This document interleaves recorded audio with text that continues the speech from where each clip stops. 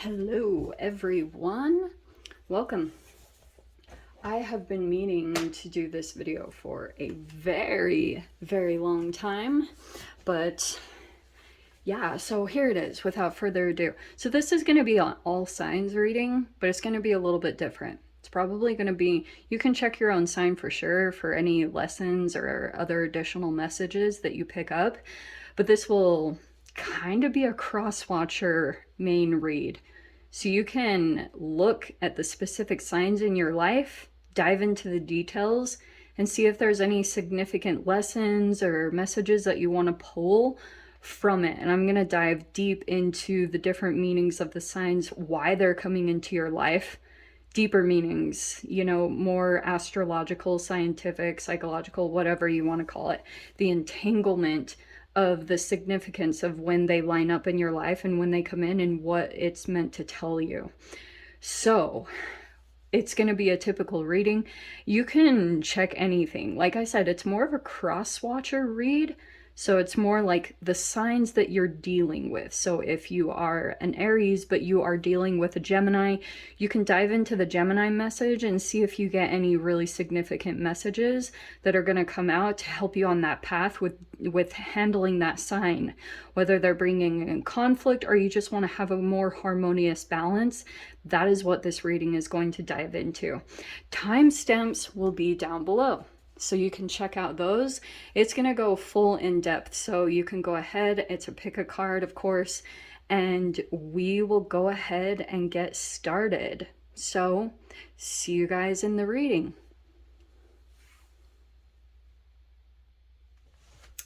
Hello, welcome to my cross-watcher dealing with an Aries. So I place all the cards at the top, and obviously, if you are dealing with an Aries, that energy is entering your life because it could be highlighting anything regarding first house.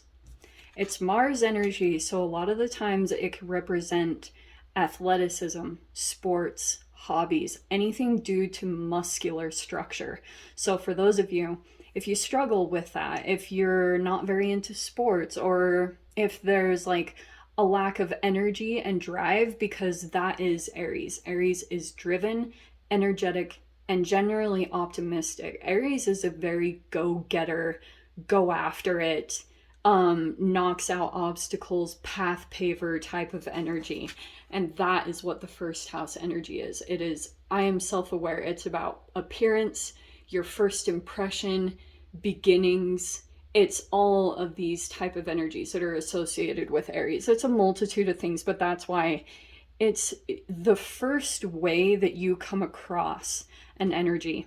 So that's why when an entanglement happens, especially for those of you, if you come across multiple Aries and you notice that there's a significant pattern that you know that people are coming towards you, somehow you figure out that they're an Aries and there's a pattern to it, this is what it's highlighting.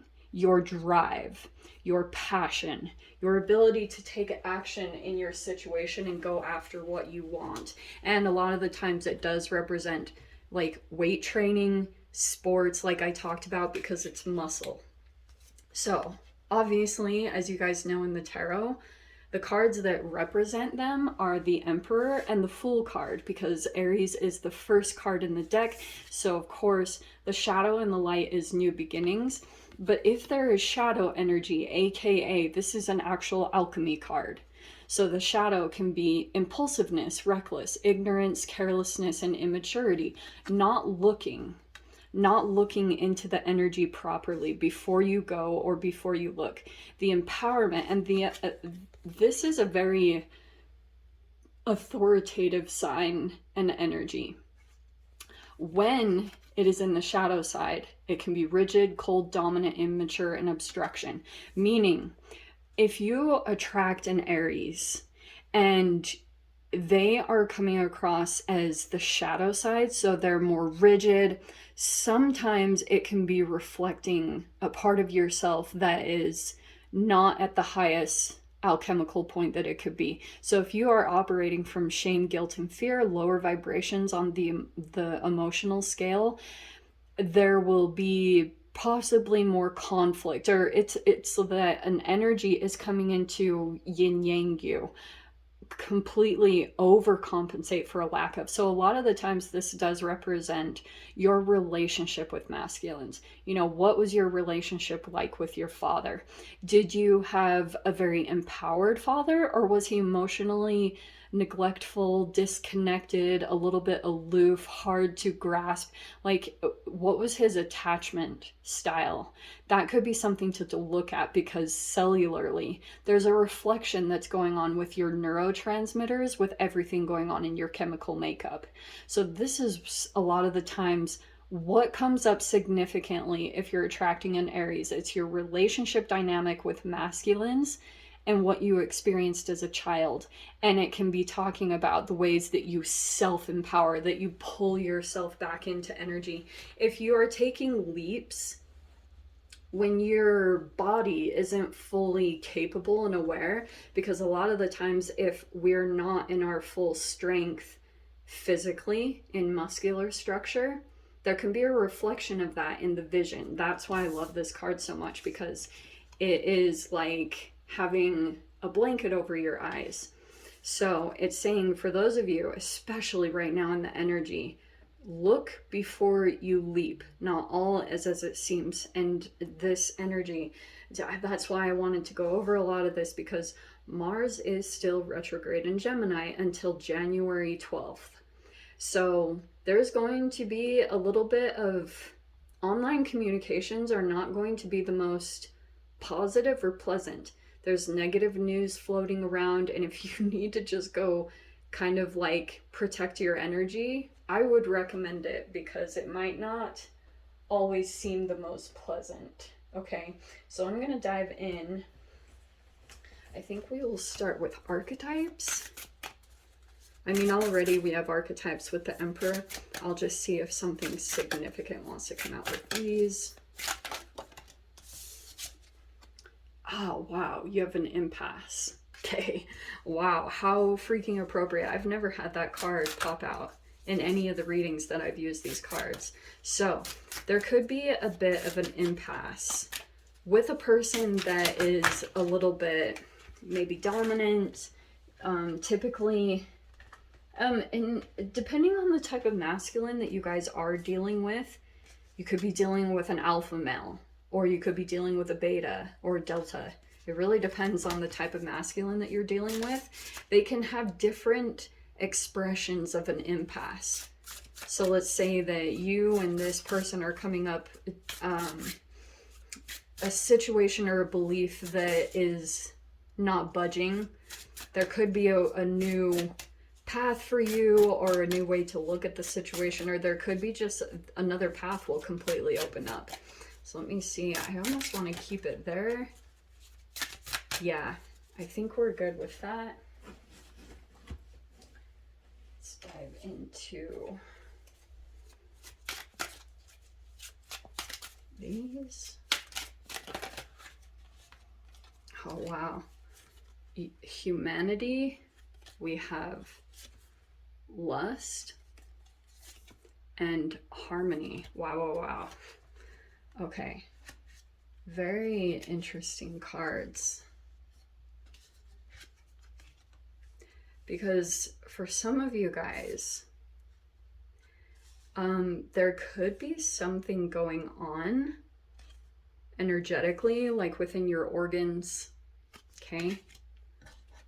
But you have your humanity, which might mean that when dealing with this energy, there's something coming up. You also, there could be, I don't know if this person, if this is more romantic, this person might still have a lustful energy about them. The lust is there, and there is harmony and humanity. Feels more like, to me, you're approaching the person or the situation just with more seeing kind of like that this energy is where they're at. They're not going to really budge or move. And something about this could be pulling you into, whenever I see a humanity card, I always think of Aquarius energy. I just like the humanitarian.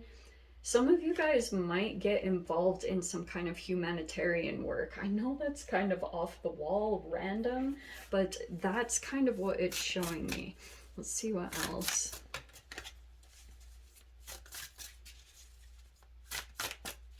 So you always have to look at, like, I know that everyone looks for love, and I am more of like an air sign, so I do love, but I am such a logical person. And so I think it's always important to look at possibly someone is coming in to help you to get on the path to boost your self-confidence, to help you to be aware, not so much that you have to be in this shallow world and of things that are, you know, like low vibrational in nature, just really don't go to the depths of humans.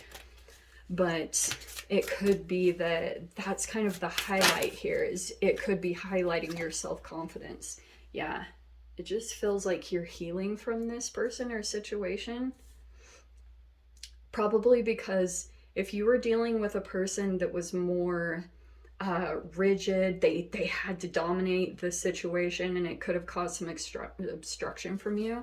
It's showing like this jumbled up mess, you're in the process of healing, or that is what will take place. You'll maybe take a break from this situation and try to get balanced in some way, and it looks like you're gonna heal from this, and then something interesting is gonna come out of this with the humanity card and the harmony, because this is just a strange combination. Lust. It's saying there's still some kind of attraction element. Let's see.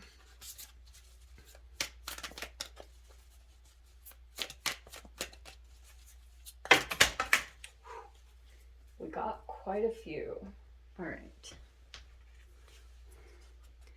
We've got tidal wave. So it's almost like there's going to be some movement that comes in, because the one that popped out, we have tidal wave.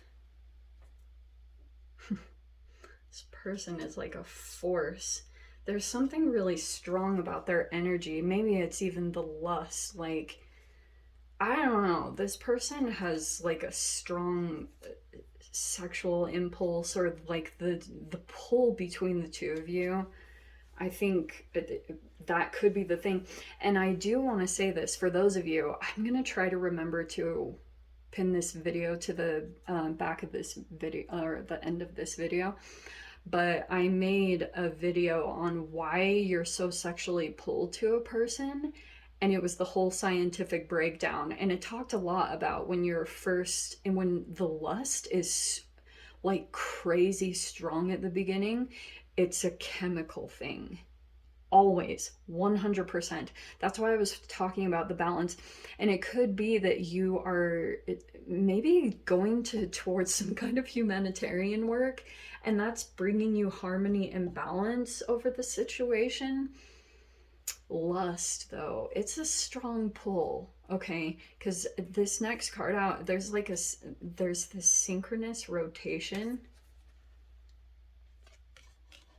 that comes in here. This card is really fascinating. The tidal force is like the energy and waves that come forward towards you. There also could be something here about water and something like that.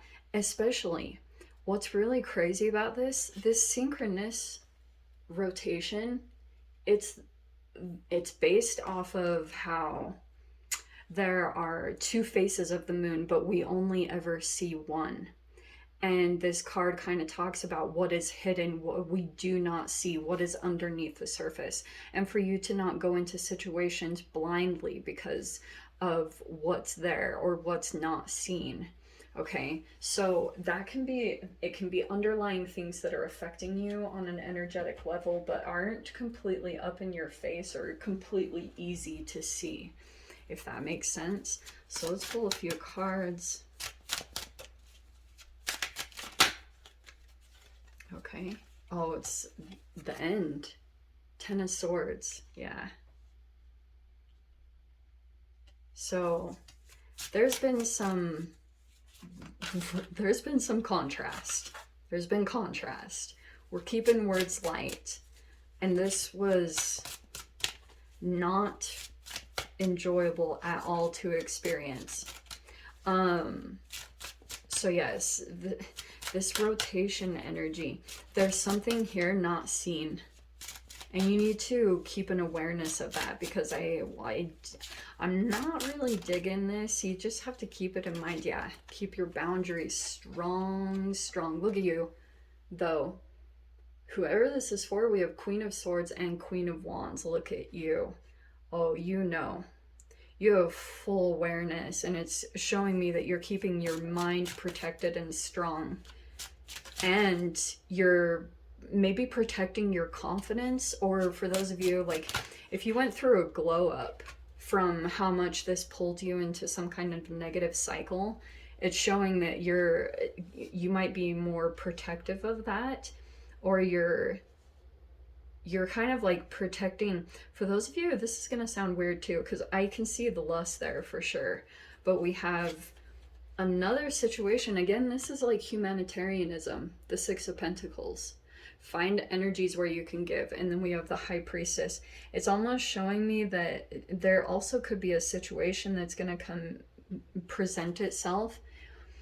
And it's literally talking about situations where you have that give and take to go towards those two. That's where you're going to get real, genuine harmony and balance. So it's kind of talking for those of you that have just recently dealt with this.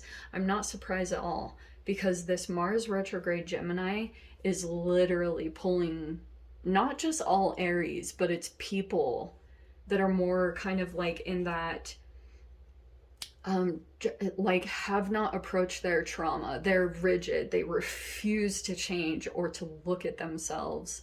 If you're dealing with that type of energy, because it's not saying all Aries, if you're dealing with the light side of an Aries, that's amazing. There could be a healing force, but this is so perfectly appropriate.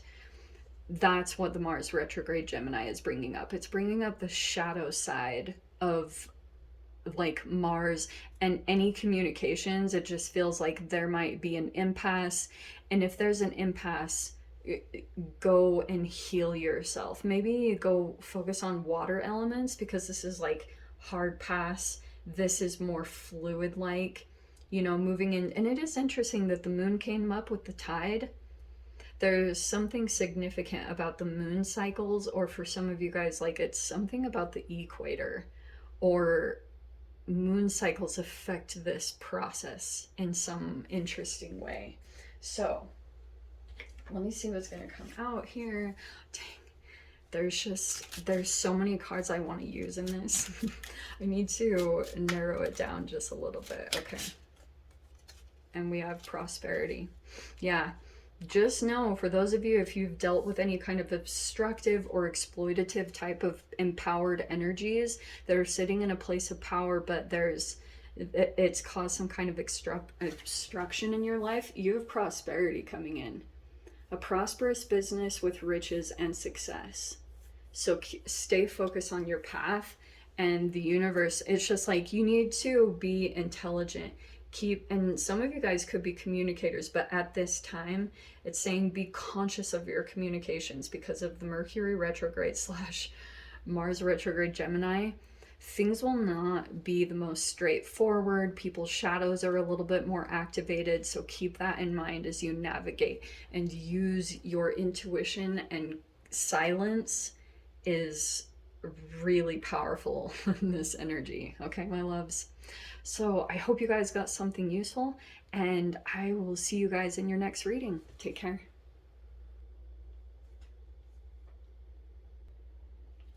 Hello, Taurus. Welcome. Let's go ahead and dive in. So, oh, I'm sorry, not Taurus. Crosswatcher is dealing with a Taurus. I'm still getting used to that. So, if you are dealing with a Taurus, we are going to dive into some of the lessons that you'll be learning. Taurus is a fixed sign. It is a person who is, on one sense, very reliable, grounded, determined, and it really depends on the Taurus that you are dealing with. And you can kind of go into the dynamic and kind of see how things are going to play out. This person is generally a person that loves luxury, desire, beauty, because it's ruled by Venus and it rules the second house.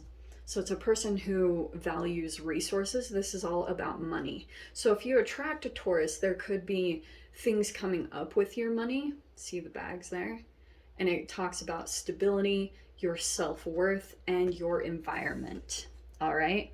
So those are all things that Taurus will value. So if you have a significant Taurus in your life, that's generally what comes up. Is if you have dealt with abandonment, if you've been through periods of poverty, a lot of the times you can attract a Taurus because it could be talking about anything connected to money. So you'd be dealing more with finances. Any type of monetary exchange is what's going to come up around a Taurus. And as you guys know, the tarot cards that specifically are for Taurus, because these are Venus energies, is the Hierophant and the Empress. I pulled out both of them. So since Taurus is a fixed sign, it's not to say they're all negative. It's just saying that there's an entanglement that happens.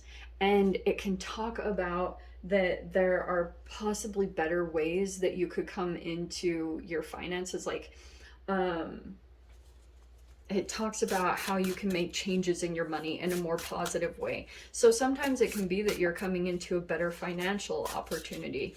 But if you guys are specifically dealing with a Taurus, you want to look at the light side, which is approval, tradition, conformity, ethics, morality, advice.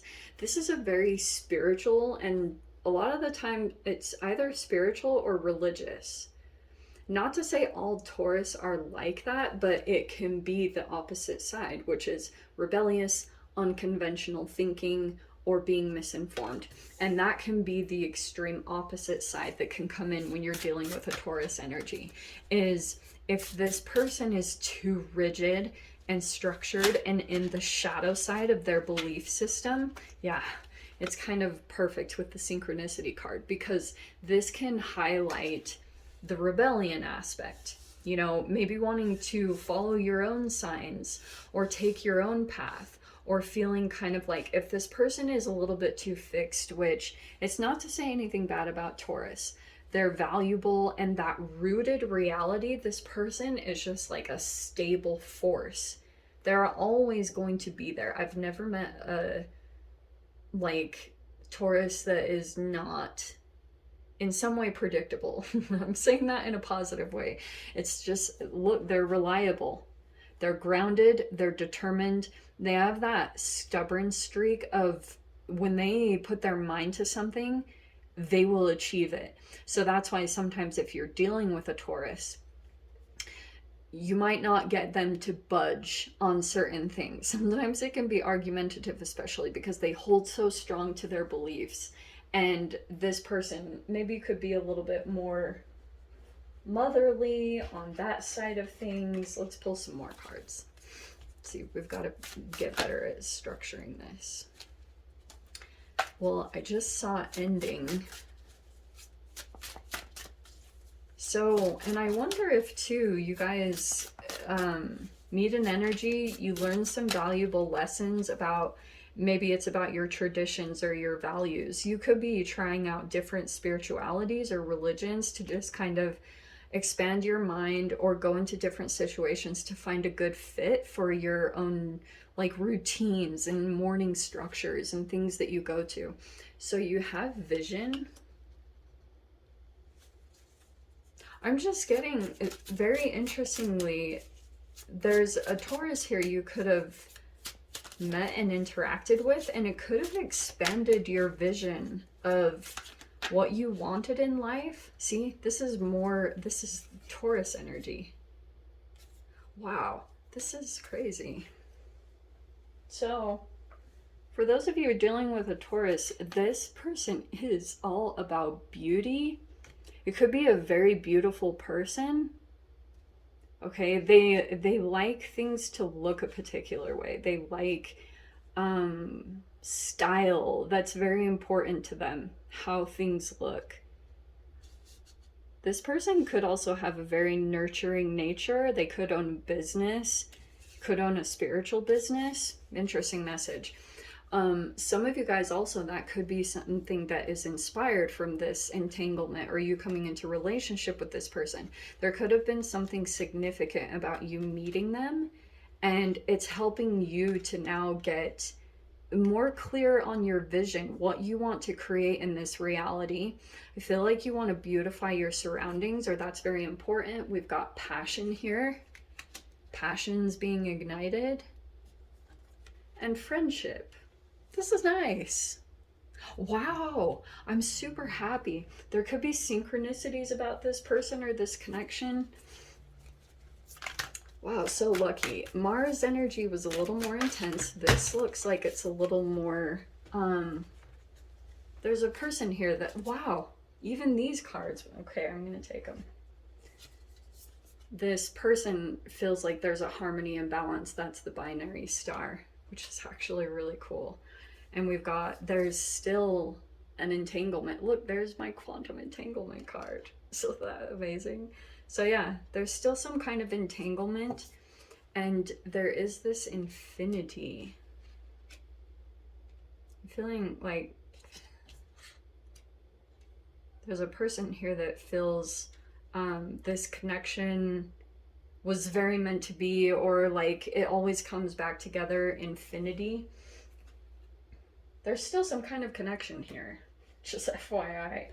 There, it could be a person here. There's a friendship. Let me see. See? This is so perfect. This person was kind of sent as a guide in your life. Whether they knew it or not, that's what's coming in. And it could have been about your expansion. So that's why I love this connection here, because there's a person here that, and I don't know if you guys completely know, but this person came in to kind of show you the way.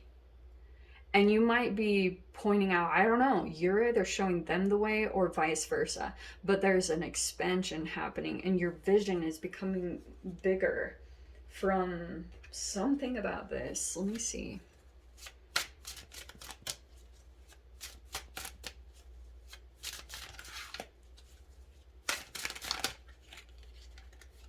Okay, there's a lot of choices here to choose from. We've got the Seven of Cups. We've got the Page of Pentacles, the King of Swords. Okay. Oh, isn't that interesting too? So it's kind of showing me that there's a connection here between belief systems. Could be attracting a person that you guys believe in the same type of thing, and that's what's really pulling you two together. And wow, what amazing positive cards. This is so amazing. We have you being positive and optimistic is literally affecting, it's either the connection. There's a person here getting a wish fulfillment, and this is literally showing me there's the Taurus, this is the Page of Pentacles, and then here's the King of Swords. So for those of you, I don't know if you are legit the King of Swords. This could be air sign, Aquarius, Libra, Gemini. We have Leo, and then we've got a bit of Pisces. We have the Three of Wands with the Nine of Cups, saying some kind of optimism or staying optimistic in a situation is pulling in a huge wish fulfillment.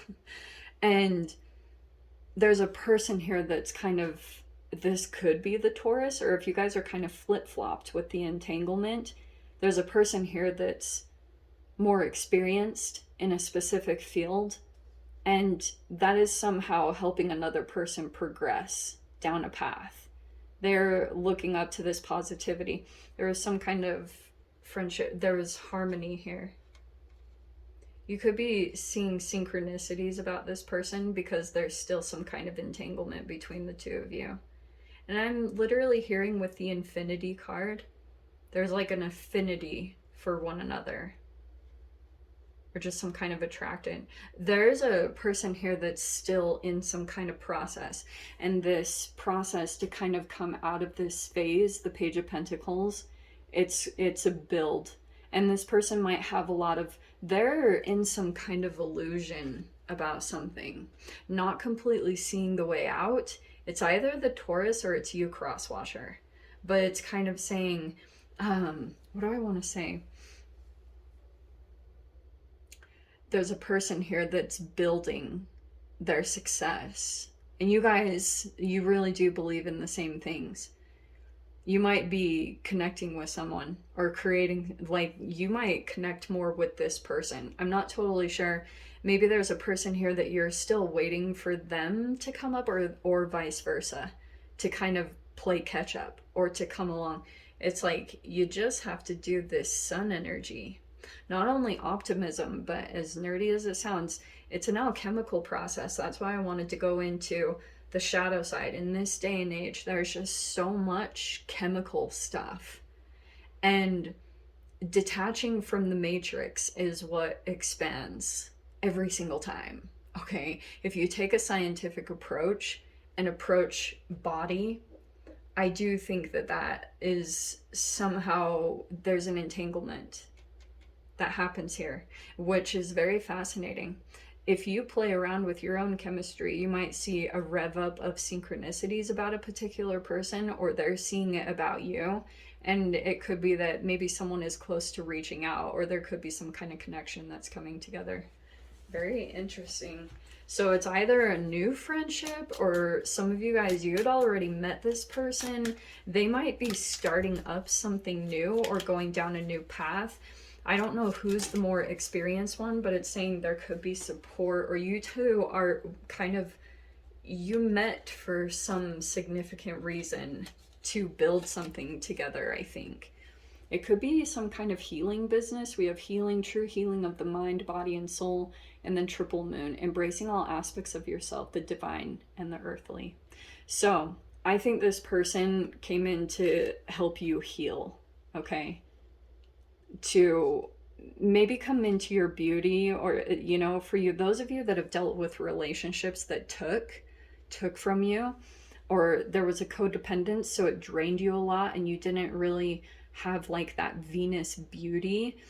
There's something healing in that. You're coming back into your beauty, you're coming into your feminine energy. And for those of you, it's possible there could be some kind of either a business in the making, or you might have babies. Like there's something birthing here. Okay, my loves. So I'm going to leave it there. Hope you guys got something useful from this, and I will see you in your next reading. Take care. Hello guys, welcome to my cross watchers that are dealing with a Gemini.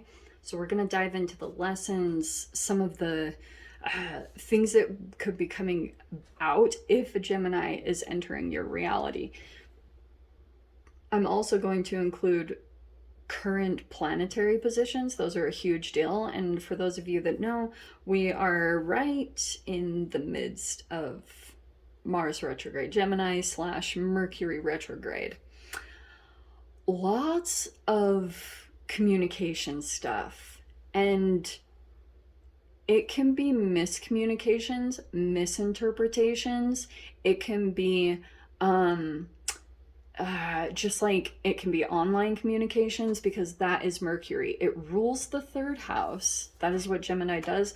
Gemini is the twins. It's dualistic, perceptive, and it's all about communication. So this can highlight your guys' ability to communicate effectively and to be very clear. So that's more of the focus. So we have I think and communicate. Obviously it's about community, so it's involving others. And then we have this Gemini Mercury, so that's why it can involve media, technology, anything involving that type of stuff. It can be phones, and that is going to be the highlight here. So again, this also can affect travel. It's involving relationships, as we talked about, so it can be electronics, day-to-day expression, intelligence, elegance, message, logic, rationale, and memory. If there are issues in any of those categories, they will come up and be mirrored at this time for you to be very clear about any issues or any way that there has been communications that have happened. If you guys struggle with communicating clearly, that's going to be highlighted right now. All right. So that's what's coming in here. We have Lovers and the Magician. Okay, those are obviously the cards that represent it. I am going to start diving in. So the reason why I use these cards specifically is because every person has a light and a shadow to them, and that's why I love these cards. We have attachment, conflicting choices, partnerships, duality, and then we have disharmony, distrust, jealousy, friction, and frustrations. And that is what can come up at this time. Just some, like, it's highlighting some things about connections that maybe need to be cleared up. Things need to be cleared in some particular way. Those are coming out. See, this came out in Aries as well, but we have impasse and the self. This is a different message because Crosswatcher, I don't know if this is specifically talking about you. This could be a bit of an impasse with yourself. And if there's a person coming into your reality that is this Gemini, if that's the person, it's either that you're dealing with a Gemini that is at an impasse, or you're dealing with a person here that is mirroring an aspect of yourself that you feel like is some kind of blockage. That could be in your health. That could be emotionally, psychologically. There's so many different ways that these archetypes that can play out. So that is, Lovers and Gemini energy are mirrors, more than likely to your shadow self. And it doesn't always feel the most, you know, Geminis, when they are frustrated or, you know, not in their happiest or lightest, most high vibrational energy, are tyrants. Okay, and they're highly intelligent, so they can really take action. Okay, we'll just put it that way. So let's see what wants to come out about this. Let's see. Wow, we have imagination. Interesting for that. Let's see what else. Oops. Too many. Oh, I didn't even notice these cards. Okay.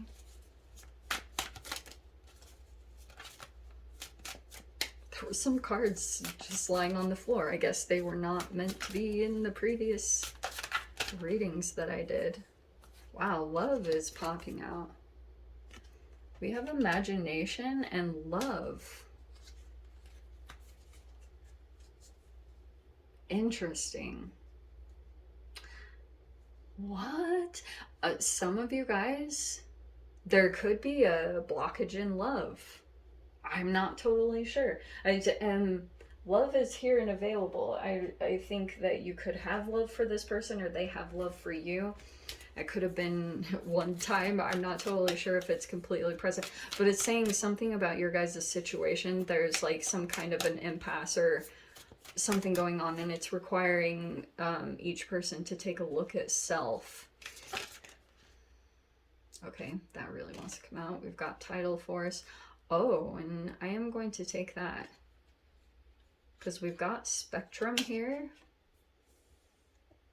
I'm going to take the next one and call that good. I know there's other cards. I get accused of just picking cards, but why would I pick these? You know, like, oh, peeps. So, that's one. Yeah, it's saying the same thing. There's a blockage here in either love, it is showing me that, and possibly even imagination. This also could be that there's a person here that's imagining things or imagining love. Okay, I don't know what it is. I'm gonna see what specifics come out. Abundance. Well, it's interesting that the two cards came out because there's a person here that feels like there is a blockage in abundance. Blockage, abundance. And then we've got a tidal force. This person could be close to water or something. And then we have spectrum. This is going to sound really random too. Like, I look at this always in two ways. This person is on some kind of spectrum. I mean, this could be the autism spectrum, but this also could be the vibrational scale of emotions. That's always how I look at it too. So this person is at a specific point in the evolution of their emotions, and this dark nebula is showing me that there could be something, a little bit of the blockage has caused some kind of dark energy to accumulate. That specific one.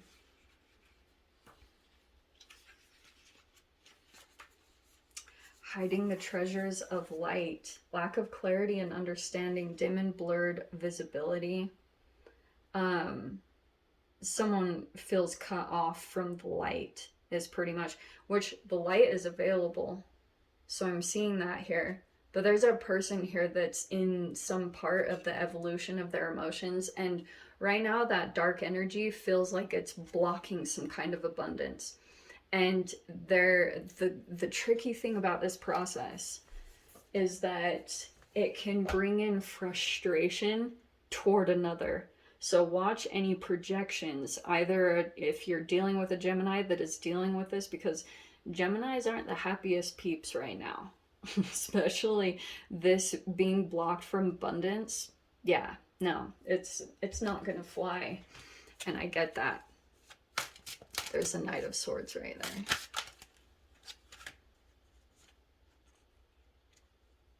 So we have, oh, nice. Three of Swords, Temperance. Healing coming in around some kind of wound, or if this is triangulation. I've been getting the Three of Swords in the Gemini reading quite a bit. So there's a person here that could have been dealing with either triangulation, could have felt manipulated, or there is it's coming in to heal the situation. This Sagittarius season, there's an expansion that's going to happen, and I have literally seen this. Jupiter is going to bring some good luck to a stagnation, or this kind of blockage that seemed like you couldn't get past. Like, why do I have this impasse? There's a Sagittarian that's going to come in, and that's the Jupiter. This, I've literally seen it play out. It's crazy. So there's a person here that is like, has maybe already gone through the lesson. They're already on the other side of it. So some of you guys, that could be something that's about to play out. Yeah, wow. And then the Sun card. Things will, it's like the sun's going to come back into the situation. Maybe you guys will get back into your, like, do some kind of changes or positive things with your self-care. And then we have the Moon. This also could have been a connection to the eclipses. All right, if there is some kind of, here's Sagittarius, Leo, and Pisces. And it is interesting that we have the Three of Swords. Wow, this is crazy. So don't get too caught up on signs, but this Three of Swords could have been three specific energies that were being highlighted here. And with this, with the eclipse, that's why I brought that up, because there could have been something tied to the recent eclipses that took place. You've had these cords or connections to people on a subconscious level. There could have been interactions in the past, and you could have been connected to someone's pain. That can happen, okay? And it's super crazy. And that's what's coming back into balance, is this split, fragmentation, whatever happened here. It's now, it's being elevated. That's why I wanted to mention this as like the vibrational scale of emotions, because this can totally be that there's an evolution happening to some kind of painful situation that took place. And on the pathway up to love, joy, peace, enlightenment, up to this enlightened, illuminated energy is anger, frustration. And so work with your emotional evolution during this process.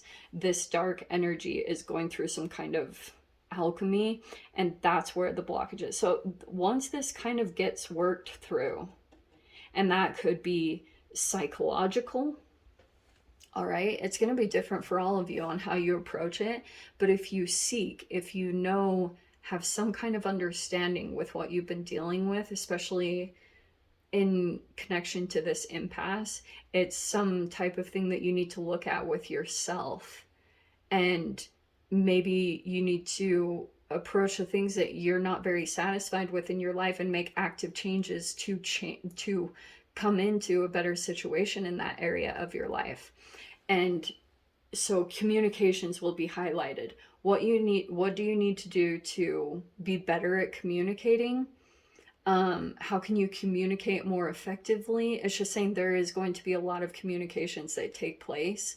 And I do think abundance is sitting here waiting. There's just some kind of energy that still needs to be moved through when it comes to whatever played out in this situation.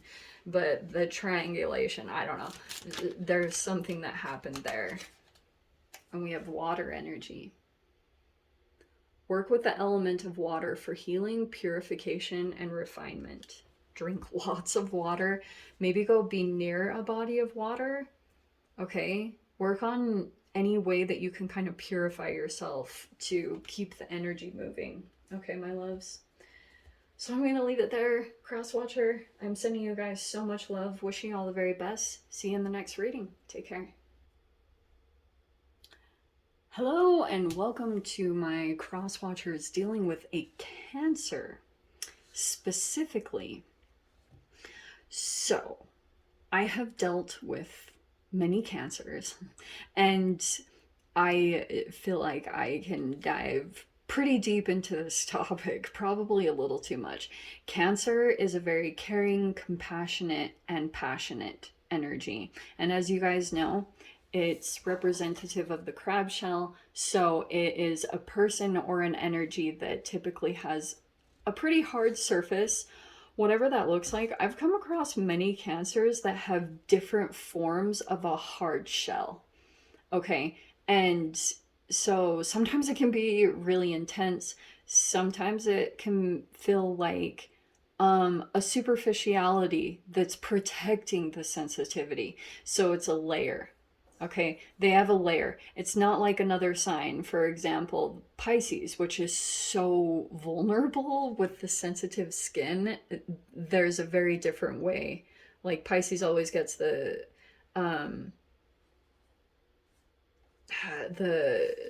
what is it called, of having just like they wear their emotions on their sleeve. So Cancer rules the 4th house. It's all about nurturing self, others, but more specifically it's about home life and family matters. So yes, it can talk about your home, your self-care routine, foundation. All of these things are included. These cards are so adorable. So every time I interact with a Cancer, it can be talking about issues that need to be healed within family units, or issues that need to be healed around home life and feeling safe at home. For those of you that grew up in maybe a little bit more fluctuating or unstable home environments where you didn't always feel safe, or you didn't feel like you could always have access to the things that you needed for your self-care, that's always what a Cancer is going to highlight. So Cancers also have the reputation for being, it's a feminine sign, so they're a little bit more mysterious about their emotions. They're highly intuitive, nurturing, care, feelings, emotions, memories, reactions, instincts, expression, and feminine. Every time I've met a Cancer, they are like mothers, because Cancer represents the mother. It's a caretaking, like, I'm going to take care of you energy. And that's why, again, I always say that it represents the moon, even though it's in tarot, it's different. But in astrology, the moon does rule Cancer, so I always bring it in. Now, Cancer has this fascinating direction, willpower, control, and success that comes from efforts. Cancers also can be highlight travel as something of interest because they like forward movement. So the opposite shadow side, if you come across a Cancer, can be lack of direction or control, aggression, and obstacles. Okay. Because there could be something subconscious, or if the emotions are becoming too repressed, that can also be a factor if you're going through like a shadow entanglement with another Cancer. Makes sense? So let's grab an archetype.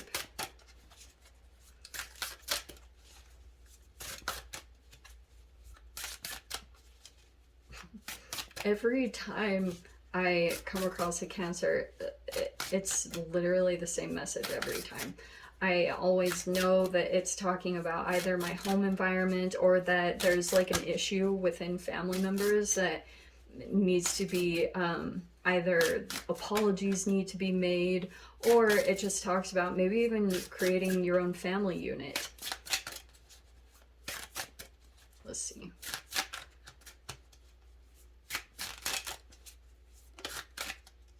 There we go. Potential. Wow, that's even crazy too, because that there is a horse, and on most chariot cards there is a horse. That's crazy. So we have potential, moving toward your potential. So if you are dealing with a Cancer, or Cancer if you are watching this by chance, it could be that you are forward moving and you're very, something could be coming in through this Sagittarius season that's going to help you feel like there's a direction to move in. And this could have been a patient process. Like things might still be coming into manifestation here with the Moon card. Maybe there are still some things that are unfolding. There are subtle signs that are coming in, and it could be about your alchemical approach when it comes to the 4th house. So if you've attracted a Cancer and now you have made the connection that it could be highlighting shadow elements of you taking, like, up leveling your self-care game in the 4th house, or coming into a better home environment, creating some form of stability, because that has to be set in place, because the Freudian hierarchical of needs is, if security isn't set in place, creativity won't happen. Intuition will always be there. The Moon card is very intuitive, but it's saying there's this huge potential that's going to be coming in here. And I do think that Cancers highlight this in your life. On the positive side of this, I always see Cancers as going after what they want. They take different approaches because of that crab and how they walk to the side. They don't walk directly into something, so it's almost like your path might be kind of similar, that you can pay attention to the certain aspects, how a Cancer has navigated their movements, and you could try them out. It's not to say for sure you'll get success, but you can take some similarities and crack those down to the basics and move toward your potential. Or there's this Cancer coming in to show you that there is something possible and available to you if you can just break down the elements. So it's kind of a cool energy like that. Let's see what comes out here. Oh, well, we've got creation. I'm gonna just get a little more specific. I will take that one. So we've got creation. So it feels as though you have a strong potential of being able to create something that maybe before in your life it wasn't possible or available. And that might be really exciting or lighting you up to really go after something at this time, because there are things coming in specifically when you do, maybe when you approach your healing, or these things, when you make sure you have a stable location and you feel secure in some way, your intuitive abilities are heightened, and then you receive insights, or there could be entanglements that come in. You have this awareness, and then you have eternity. Okay. It's almost like there's a creation that's going to be coming in. It's very in your awareness. At least the signs are pointing that way, that something is available to you more than ever at this time. And what a crazy time for that to happen, you know, in the midst. But isn't that sometimes the way the world goes? Sometimes in the midst of great darkness, you can create the most incredible things in this lifetime. And you have this eternity card, which I almost want to say that this creation is going to last you an eternity, or the skills you get from it, or what you are about to create, it's going to last you until forever. Like the expansion that you get from it, or some of you guys could be leaving behind a really powerful legacy. You're a legend in some kind of category, and taking that, like the steps toward your potential, even though, like I said, the process might be kind of like, whoa, windy. You take some different steps, or you approach things very different than the rest of other people. Like you might be doing things that others aren't doing, and that's your kind of approach. This is so cool. So we have the Cell card, which is talking about, obviously there's the nucleus, there's the cell membrane, and then there's like the fluid that lies within the cell. But not only that, I mean, there's all these functional pieces of the cell, and that feels like somehow there are a lot of functional pieces that are coming together to get you to your potential. This is a really amazing reading. Like, wow. So you know how there's like the mitochondria, there's the ribosomes inside the nucleus, there's the DNA, and it like sends out the messenger RNA into the ribosomes to construct the amino acids in a particular way. Everything is in proper order, maybe even more than you expect, which is kind of perfect with the Moon card, because everything underneath the surface is actually functioning and wanting to support you in your moving toward your potential. Okay, so if you pay attention, your body is communicating with you. And then you have Pluto right next to that. All right, so Pluto, I already know what Pluto is going to talk about, because it's all about eighth house kind of. Pluto is transformation, obviously, like death, sex, transformation. And so we have got, where are you? I just want to read a little bit of it. Oh, it's an unavoidable transformation. Wow. We have to add unavoidable. This is really funny. I'm going to read this. And wow, this is crazy. In this description, it says the poetic legend. Wow. Once upon a time, a planet named Pluto was once part of our solar system. Pluto belonged to our family for many years. One day, the laws keeping Pluto as one of us changed. But who was in charge? What laws? How did it happen? Who could debate this for hours? There were some who considered it a planet, others who did not. The silver lining of the story is that Pluto soon found its new tribe. Without much need for recognition, Haumea, and many others were always there among the so-called dwarf planets to welcome him. If you don't belong, don't be long. That's adorable. So it's pretty much saying in a different situation, there's like another kind of community or something more functional with this cell. So not only focus on your cells and that structure, and that will bring a transformation to your situation. It's actually quite simple, more than people think. Okay.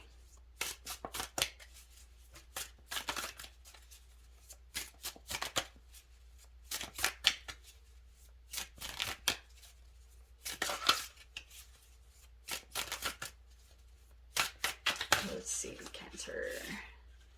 Or for my Cancer cross watchers. Okay, that one really wants to say something.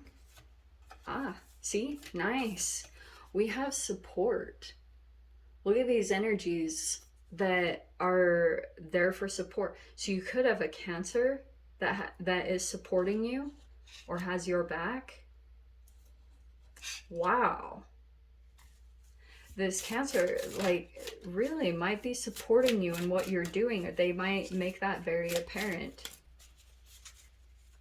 That's so amazing. I love it with the Cell card. There's a lot of functional pieces to this.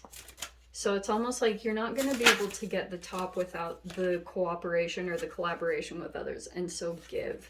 Yes.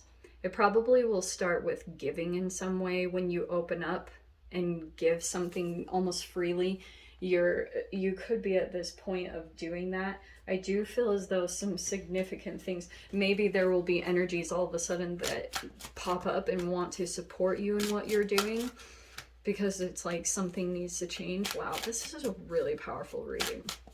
This really does need to be a collective read. Okay, we're doing these readings from now on. Okay, so we have the Six of Cups, the Nine of Wands. This is something childhood like. We have the Nine of Cups. Wow.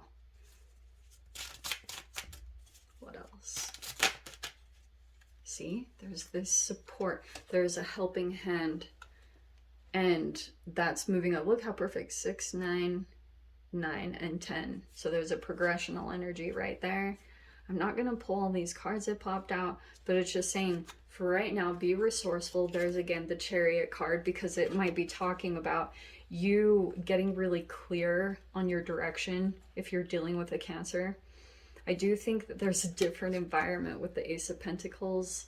It's almost like something new is going to come in to help you to get grounded, and then you'll be moving. So, or then walking away from a situation. So that's why I was saying, make sure that you let manifestations come into place before taking any actions or movements, okay? Because you really do want to get your vibration cleaned up. Don't make decisions from a place of desperation, exhaustion. You won't make the right decision. Come into this high vibration of the Nine of Cups, and then there'll be an energy. You'll see the shift when you're in this emotional balance, and then that's when you make the move. Okay, so right now, be resourceful. Just use what you have around you to work on what you need to accomplish. All right. So let's grab a card here. The movement is coming. So for those of you, this Cancer was pretty much highlighting that there was a possibility for you to come into some kind of creation, or you could go live somewhere, or live or travel. I mean, Cancers to me do travel. We have Felix Felicitas. Power symbol to create lucky, serendipitous events. And these will blow your mind. Okay, so yes, you might find that you just get lucky. Serendipity, it comes in, you line up with the right people at the right time. So follow your intuition. It actually might be kind of fun in this situation or in this time and space, which might be kind of crazy, but totally available. All right, I'm sending you guys so much love. Hope you got something useful, and I'll see you in your next reading. Take care. Hello and welcome to all my cross watchers that are dealing with a Leo specifically. This I can give a pretty good breakdown on. I've dealt with quite a few Leos in my lifetime, and so here's what could be coming into play. I forgot to mention this at the beginning of the video, but it's helpful if you guys want to check out. If you're dealing with specific signs, it might be helpful to check out your midheaven and your north node, those specifically. Because your midheaven is career potential and things like that. Anyway, just wanted to throw that out there. I think I'm going to leave a note in some way at the beginning of this video just to help people know they can check out those with their own birth charts in connection to people that are coming into their life.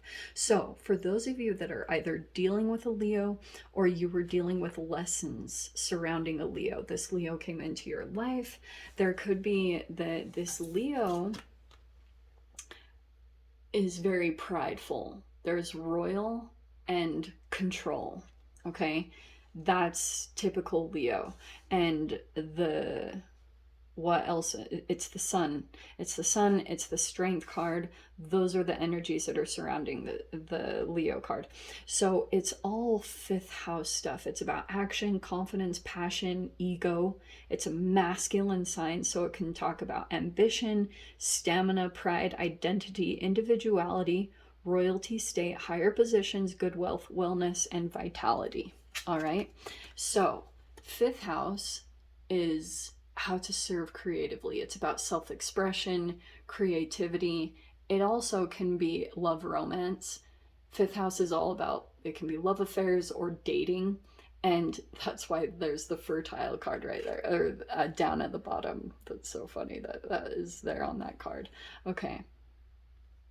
So, whenever you're dealing with a Leo, Leos are notorious, even though it's not always true. You can have a Leo with a combination of things, but it's all about, you can deal with both sides of the coin depending on the chemical makeup, or how much a Leo is doing their shadow work is going to be dependent on what side of them that you are going to interact with. So on the light side, you have strength of character, compassion, vitality, and very courageous. Leos have a strength about them and a pride. On the shadow side, this can be self-doubt, weakness, insecurity, powerless, and discord. So it depends on what you guys are interacting with, if you are dealing with this Leo, and like the different sides of them, because you can still, there's a psychology to this. There's still chemicals. And in this day and age, you have to look at that there are certain shadow elements that are actually playing a part in personality traits coming up within people. So if a person has repressed like shadow chemicals that have been built up, it means that you might come into more shadow, especially at this time. There might be more shadow interactions because you're still possibly coming into even your own shine. You know, you might be still working up on the vibrational scale of emotions, coming into your own positivity, achievement, success. So a lot of the times when you come across a Leo in your life, it's because you are building up in your reality. So every time a Leo comes in, I always know that it's talking about my optimism, me achieving some kind of goal, or up leveling in some way, and conquering a fear. The strength card is like facing a fear, something that I really don't want to do. And so this can play out in different avenues in your life. It doesn't just have to be fifth house. That's why I was saying you guys could check your north node or your midheaven, because a lot of the times that will be it. So you have primordial. Interesting. So primordial is an interesting card because it's from the beginning of time. It's kind of primeval, and there's like these different definitions that come into it. It's basic and fundamental, but the biology of it also is a cell, a part, a tissue. It's in the earliest stages of development. So that could be the thing that is highlighting here. You could be focusing on fifth house matters. These could be little light bulb moments that maybe seemed kind of small, but it was lighting a path for you, because this is illumination with the sun card. And it feels like to me that when you go toward this strength, maybe approach a fear, go do something that you want to do, a sport or a hobby, and get involved in it and just kind of move past your fear or your shame, whatever lower vibrational energy. It's beginning something else. It's going to be formulating or like bringing something else together in your life. And once you move past the fear, then you will shift into the sun energy. Kind of like you'll be able to expand into something bigger, and you will be more carefree, possibly because you have this creative thing that brings you passion and it makes you feel strong and confident, and you're taking on the aspects of Leo. So you feel like a sense of pride, or you feel royal, or whatever, or this control. You feel in control of yourself, over your body, over your mind. So that is a lot of what Leo could be bringing in for you. It could be just this self-confidence, or kind of like knowing that in any situation you'll be able to kind of contain yourself, or to control a part of you that feels either weak, powerless, insecure. You'll be able to approach the situation with your own skill or ability, whatever unique thing that is for you, to approach a situation. So don't negate your skills and your level of either intelligence. It depends on what sign you guys are.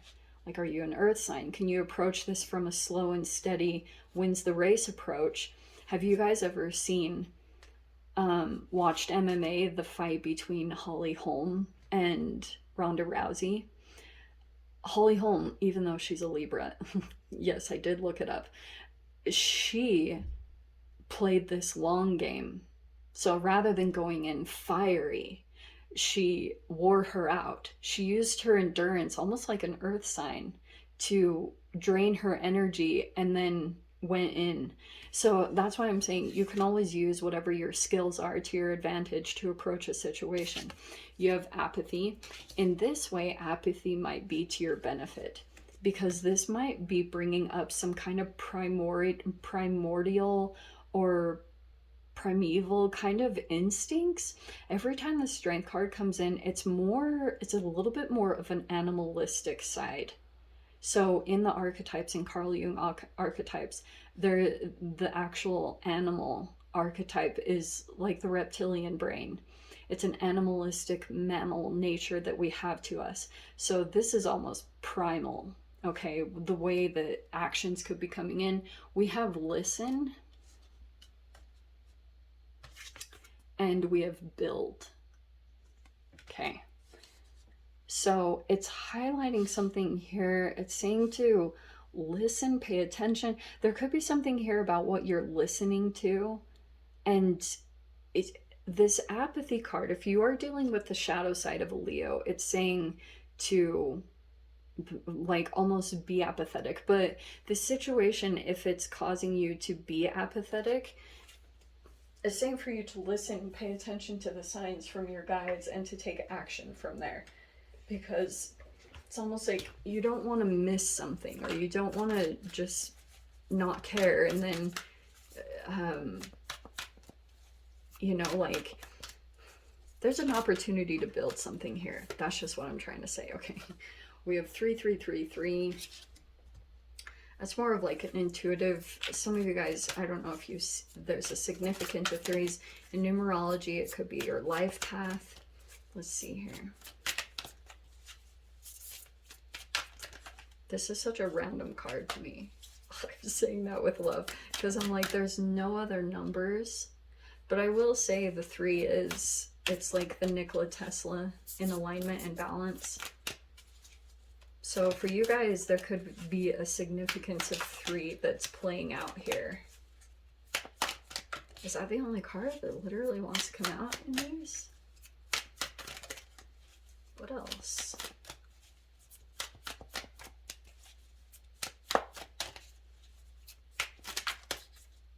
Ooh, dark energy. Okay. We have dark energy right there. And then we've got binary star, which I am going to take. And I am going to take this last one too, because these darkened lights feel significant. So we've got the eclipse. This is crazy freaking accurate. In fact, for any of you Pisceans, if you're watching this because you are dealing with a Leo, this is absolutely tied to the eclipse. Because it's saying there's been some dark energy here. The 3333, there's something here. 333 is a very creative, inventive, and also kind of like entrepreneur-ish in numerology. And this dark energy, I'm not sure why it's coming out. It could be talking about that there's been some dark energy that has taken place here in the like either within you, possibly this person. There's just some dark energy here. Okay, it's just mystery, undiscovered potential. So it's actually kind of cool, because in this darkness that's taking place right here is generally where you're going to find your talents, your passion, and your motivation, because they light up. And that's what's so cool about any kind of alchemy that's taking place here. You could be pulling in sun energy, literally photons, to and then combining it with a passion, the combination of that, the action taking, because Leos are fire, they take action. And it feels like you will come into balance, or you will meet a balanced energy that will help you to kind of work through this dark energy that you've experienced. Okay, this is a part of the eclipse, so here's the highlight. This binary star, it literally is another relationship or energy that comes into your reality that's very balanced and kind of like on your side. And that's kind of a sign that you're moving in the right direction, is when you meet someone similar to you, or it's like a harmonious relationship. So this eclipse energy, there's going to be, this is the shadow and light. The moon crosses over the moon and or over the sun and takes out the light. So that's why I was highlighting Pisceans, because a lot of the time Pisces come into other energies as like lessons. And any kind of darkness here that was taking place, yeah, it's not going to be the most comfortable, but significant for any kind of movement to take place, because some of you guys might be coming into a new hobby or a new skill.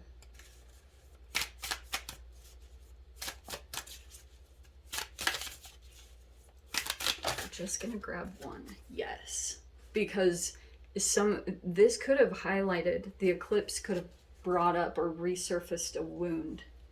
Okay, or if you guys are dealing with a Leo, they're wounded right now. Okay, they might, I don't know. This card trips me out because it's like there's mixed energies coming from them. So if you need to disconnect, do disconnect.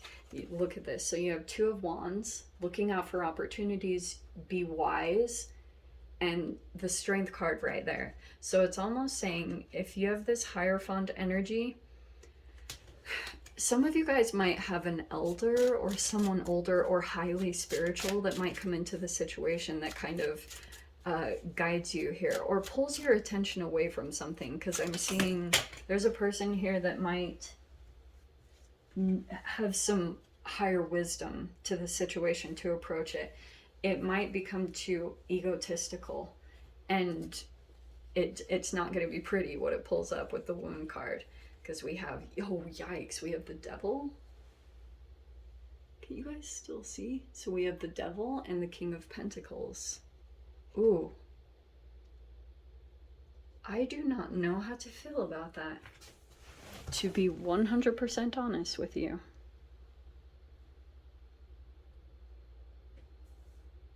Oh. Oh dear.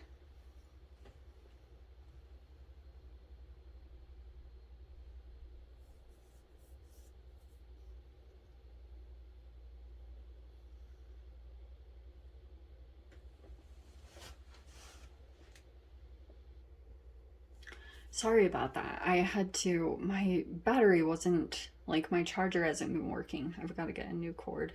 So here's what's coming in. Yeah. There's movement coming in from some type of energy that has wisdom in the situation or wants to assert either feedback or wisdom in your situation. It's up to you guys if you want to take it. I'm seeing that you might feel like connected to this wise one, which could be maybe you respect this person's opinion, or they have some experience dealing with a wound or a type of energy that you've experienced. I'm not totally sure. Like the Strength card with the Devil, the King of Pentacles, I don't know about that King of Pentacles. It's making me iffy. It could be a earth sign. I don't know why I've been getting that lately. You could be kind of concerned that there's like a toxicity tied to this. But I can see you're watching movements here with the Two of Wands. Someone's possibly coming in to either like give you some kind of wisdom into navigating through this to help you get stronger, because there you are now taking on the embodiment. Let me say it in this way too, okay?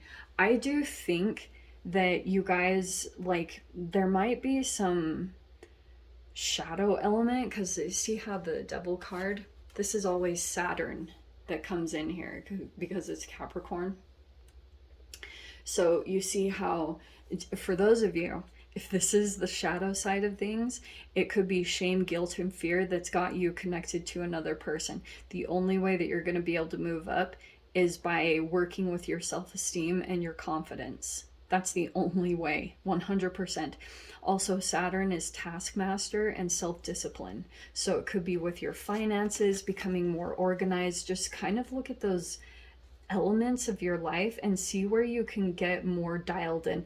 Every single time, the way that you deal with like some kind of shadow entanglement, if this is a trauma bond or trauma fusion that you're tied to with another person, and it could be involving finances in some way, every single time you work with your own strength and your own discipline, okay?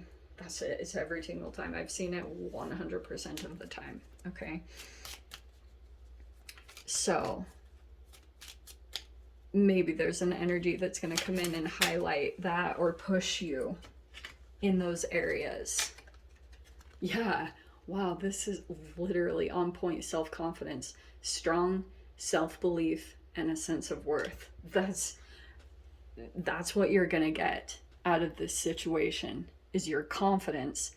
It's gonna be harder to ruffle you for the next phase that you move into. So you're just gonna be at a different level. So pay attention, listen, pay attention to the sensitivities of what you're listening to. Listen to empowering things that build you up, because it's what's going to help you navigate this situation. Okay, my loves.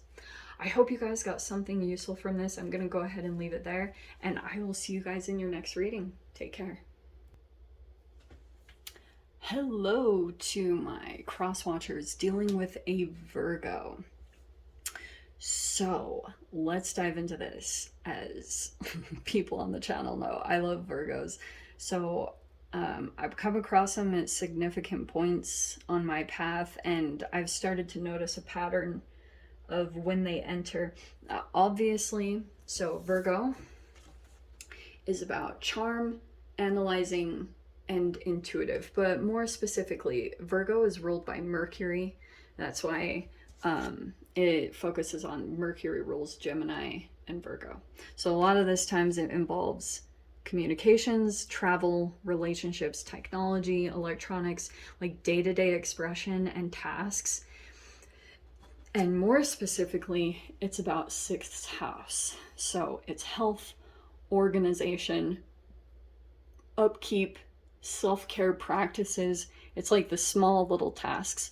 Virgoans are the most like detail-oriented people. They, to me, every time I've come across them, they're kind of like neat freaks, in a positive way. They're just like, they like things to be a specific way, or some kind of organization. I always see that with earth signs in general, and it cracks me up. So this is the Hermit card, and every time you come across a Virgo, you can, with every human, you're going to deal with the light and the shadow side. The light side is contemplation, inner guidance, soul searching, and reflection. We also have loneliness, isolation, lost, closed mind, and introverted. Okay.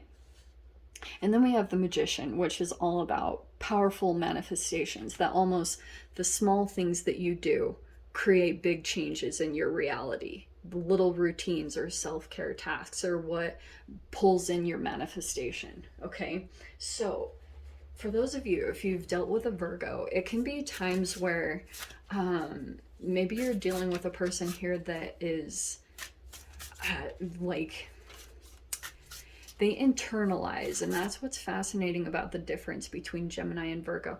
Gemini is very cognitive brain, and the way that information comes in and gets processed is very different than a Virgo. A Virgo will reflect and sit and see how the information almost internalizes with the rest of their system. So they figure out the resonance, or they sit there with the energy, feel things out. Okay, so but every time I have a Virgo coming in, it's highlighting my self-care, day-to-day tasks, possibly job-oriented stuff. And I'm gonna redo these because there's too many that popped out. 6th house to me is always when there's dissatisfaction happening within a job and it's getting in the way of routine, and I want to make a transition up to 10th house, which is career. So something more stabilized. Sorry, Virgo, my battery died, and so totally shocking.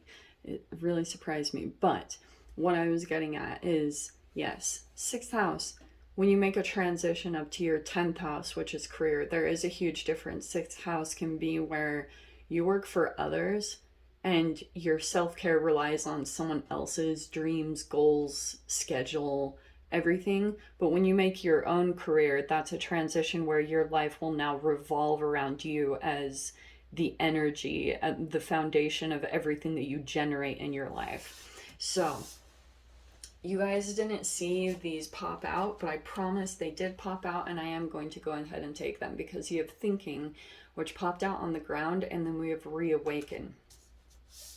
Okay, I feel as though what this could be talking about, if you're connecting with a Virgo, there could be a lot that you're thinking about with this connection.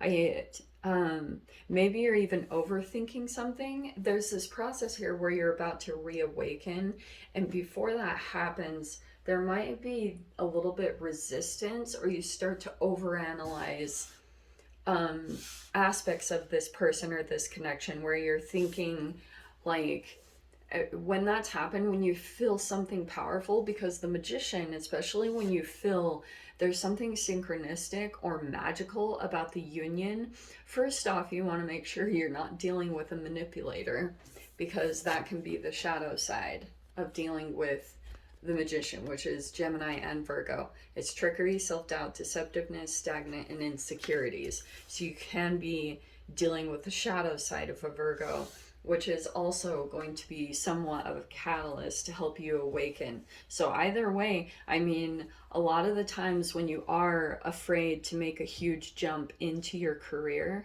you can attract a narcissist. I'll just say it straight up. You can totally attract a narcissist, which is the shadow version of that person. So I'm not meaning to confuse anyone that actually is this sign. It's just that's the way it goes. When you have fear, you'll attract fear and control. You have the psyche and spirit. Okay, so spirit is watching over you as you make transitions that are better for your life, better for your self-care. That's the main thing. Like, I cannot even express how freaking important self-care is, especially these days. It's at the forefront of everything. So let me grab some other cards here. You have the Psyche, which is telling me here's the powerful connection, and you will probably have a connection if you're dealing with a Virgo. You guys might have a powerful connection in the Psyche. If there's been any kind of conversing back and forth, there could be a depth here. You guys kind of connect on some kind of depth, or it's something deeper when it comes to the psyche. So maybe this person had a similar childhood to you, and they like their nervous system is structured the same way as yours. Do you know what I mean? It's things like that that you might be like, whoa, there's a depth to this connection or person, and that's probably the thing that's drawing you in.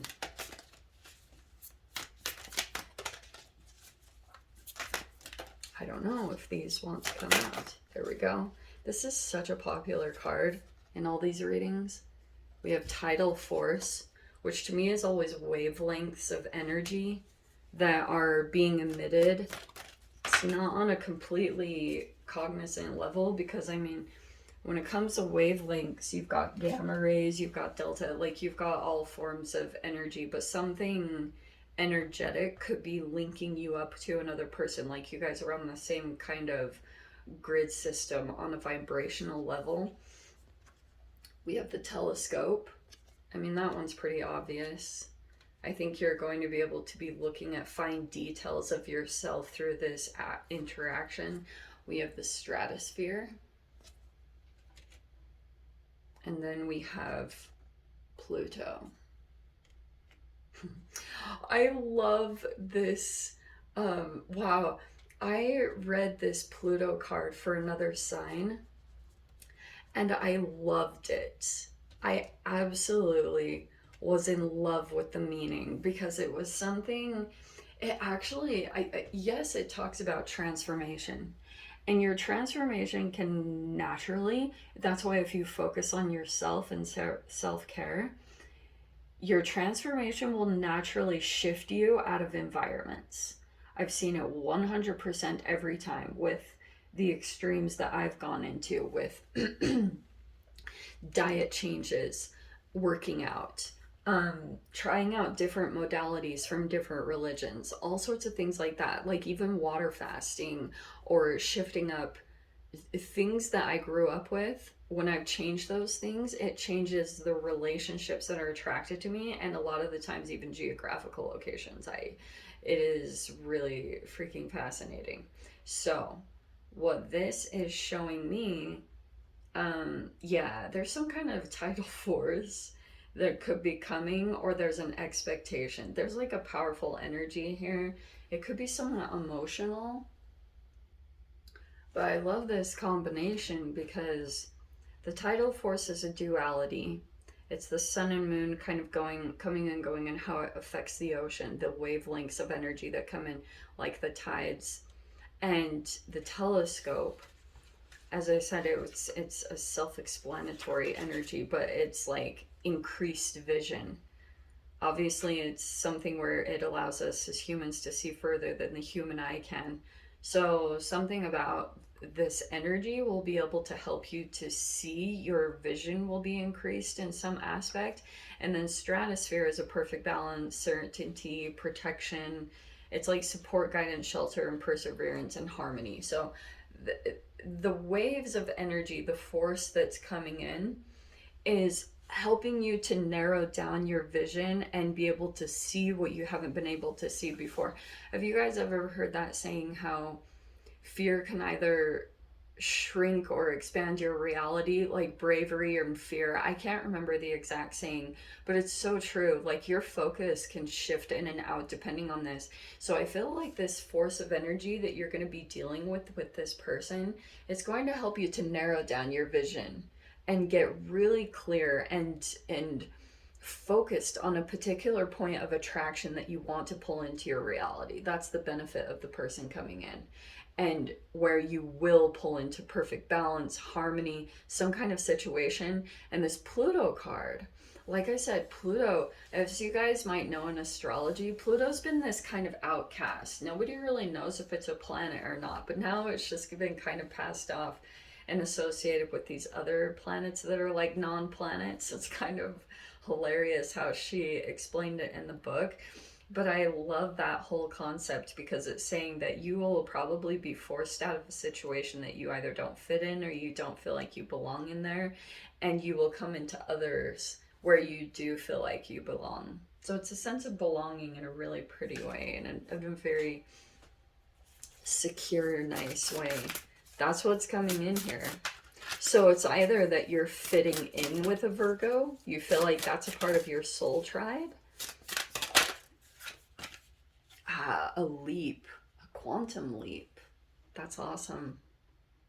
I do think that this is going to be very motivating, coming into these balanced connections. Okay, this telescope could be checking each other out, looking at fine details, trying to make sure maybe someone isn't a narcissist. That's so funny.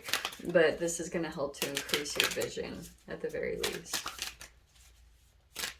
So you've got a leap.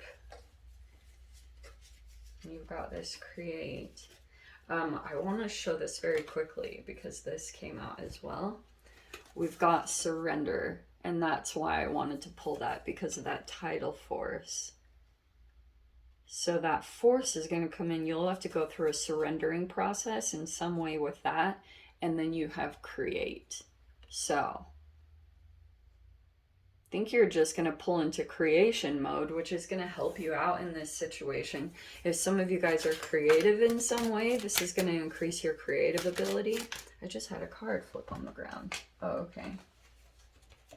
So there is somewhat of the increased vision with the Queen of Swords. Some of you guys could be an air sign, an Aquarius, Libra, Gemini, if you're dealing with a Virgo.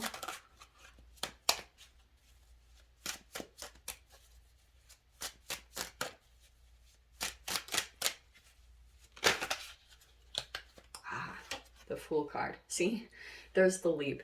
There will definitely be a leap of faith. You almost have to prepare your mind here with the Queen of Swords and just get your mind very focused and very strong and not consumed by thinking. That will kind of come together. You know how I talked about the grid system? There's a grid system here with the Create card. It will line something up for you. We have the Three of Swords. Almost, I want to say, especially right now with Mercury retrograde, don't leap before you look. Make sure that you look into details. Be very Queen of Swords when you are about to take a look. Look at everything factually and analyze the details of things about you, your boundaries and your sensitivities. Be very realistic with yourself about the leaps that you can take out this time and any health things.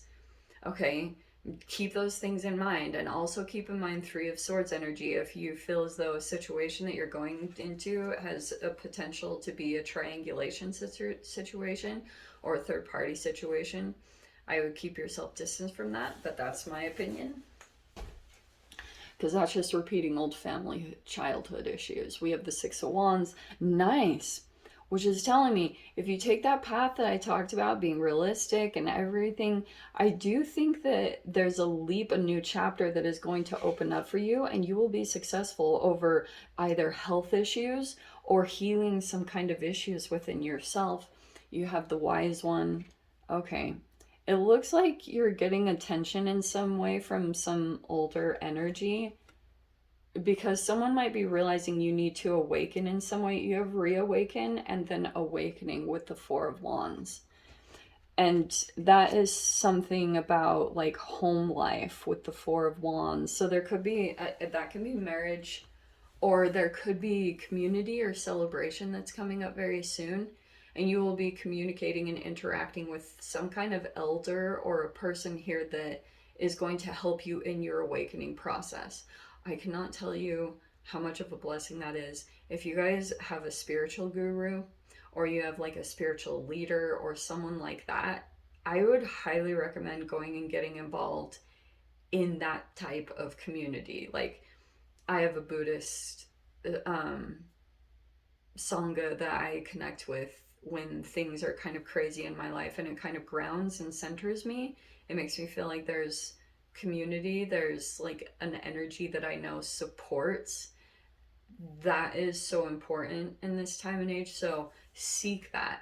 Seek a good elder person. If you don't have it within your family unit, go and find that, because I do think that's going to somewhat, with the 4 pillars, it will stabilize you in this reality, make you feel like you're grounded and centered through fluctuations, changes of emotions, different lessons you have to go through. It's going to help you. You're going to go through multiple awakening processes with the awaken here and awaken here. You've got possibly a couple more awakenings that are happening. So ride the wave. Awakenings don't just feel like you're in the woods and meditating and in a field of flowers and puppies and bunnies. No, that sometimes they legit feel like shedding this skin, and it can feel like crying, and that's natural. So go with the flow, because that means you just keep shedding layers of your old energy and expanding. Anyone that shames you for crying, or the awakening process that's very individual for you, is projection. Okay, keep that in mind. Don't let anyone ever project their shame on the way that you have to transform yourself. Okay, and one last card. Yours was pretty long because my battery died. That was fun. Okay, we've got a few. I'm just going to take the one on the top. Felix Felicitas.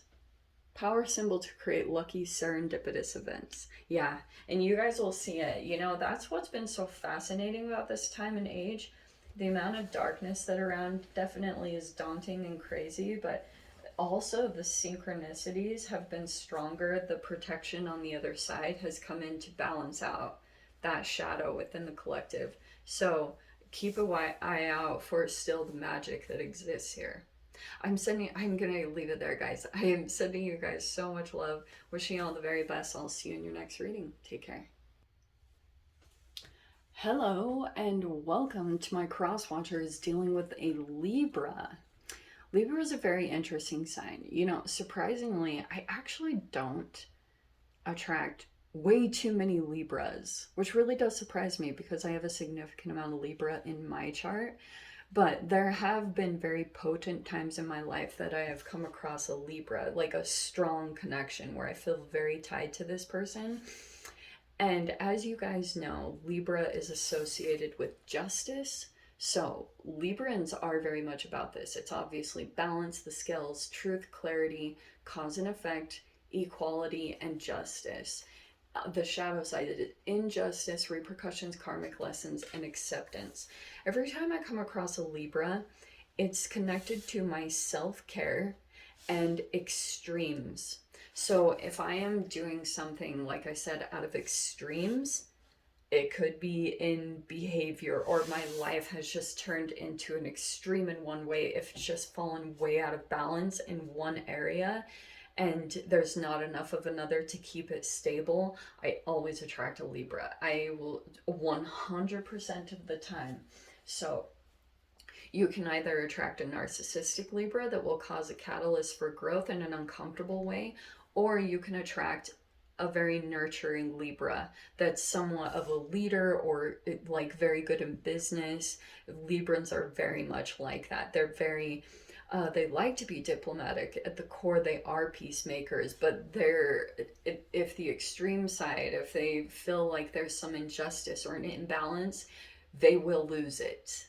Okay, because that balance is so key to mental health and everything. So balance, diplomatic, harmonizing, and there's the Venus energy. You guys can take a shot of that if you would like for the words, the composite. And then Libra rules over Venus and 7th house. So it's partnerships, relationships. So it can be over marriage, contracts, agreements of any kind because of the legal and everything. So it is you coming into relationship with another person. So it could be emphasizing your need to be connected to people. Okay. Sometimes a Libra can attract or be meaning that it's like needed in your life. So let me pull first the archetype. So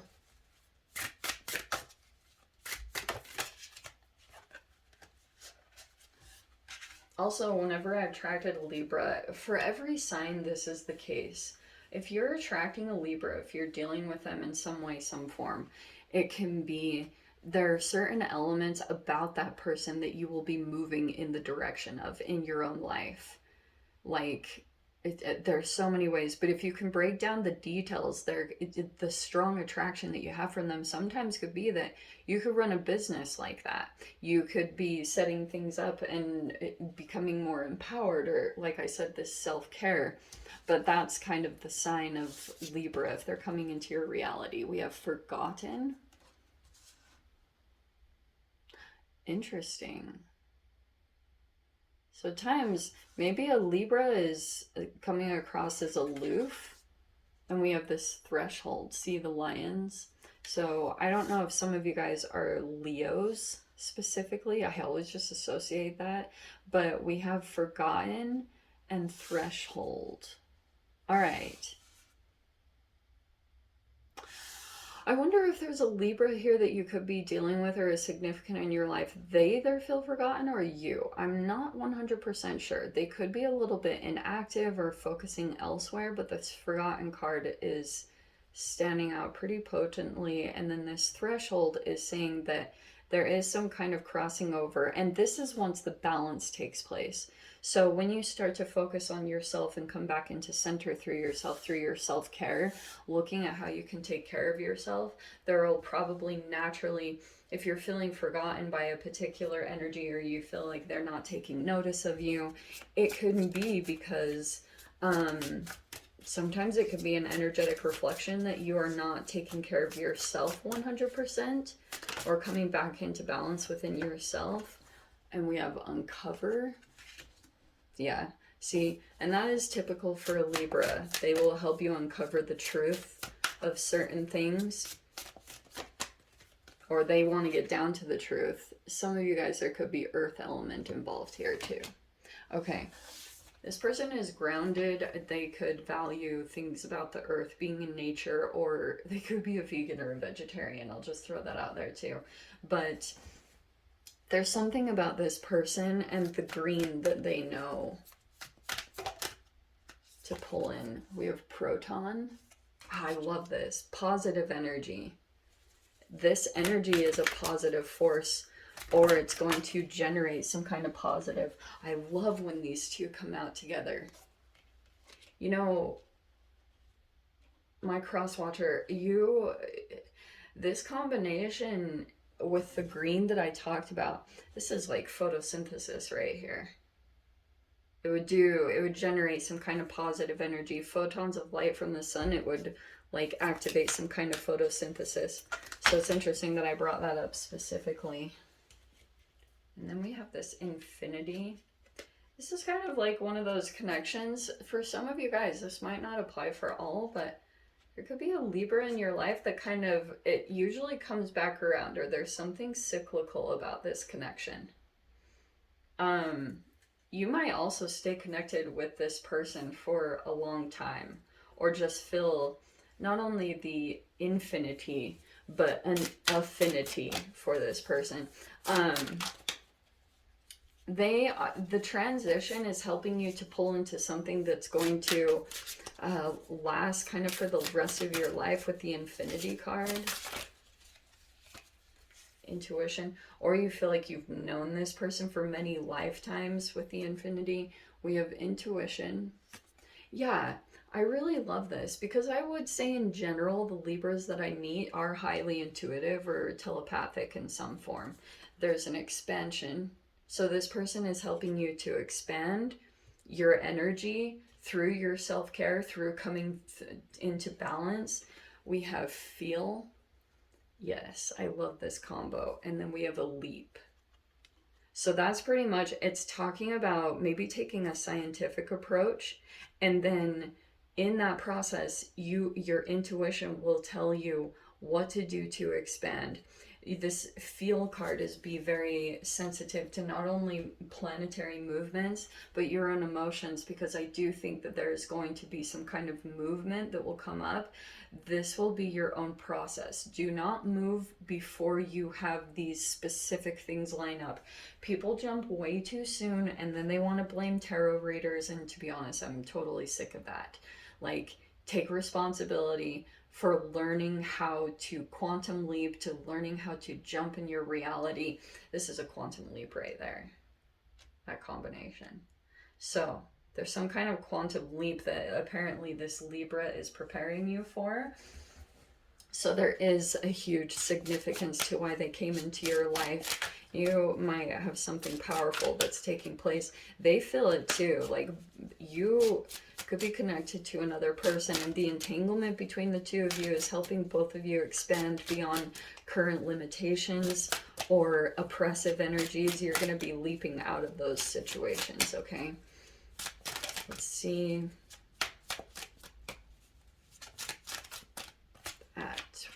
Page of Wands. There's the leap. Your energy is going to get this youthful boost. This is kind of like an excitement, progression. That's always what the Page of Wands means. It's like exciting energy.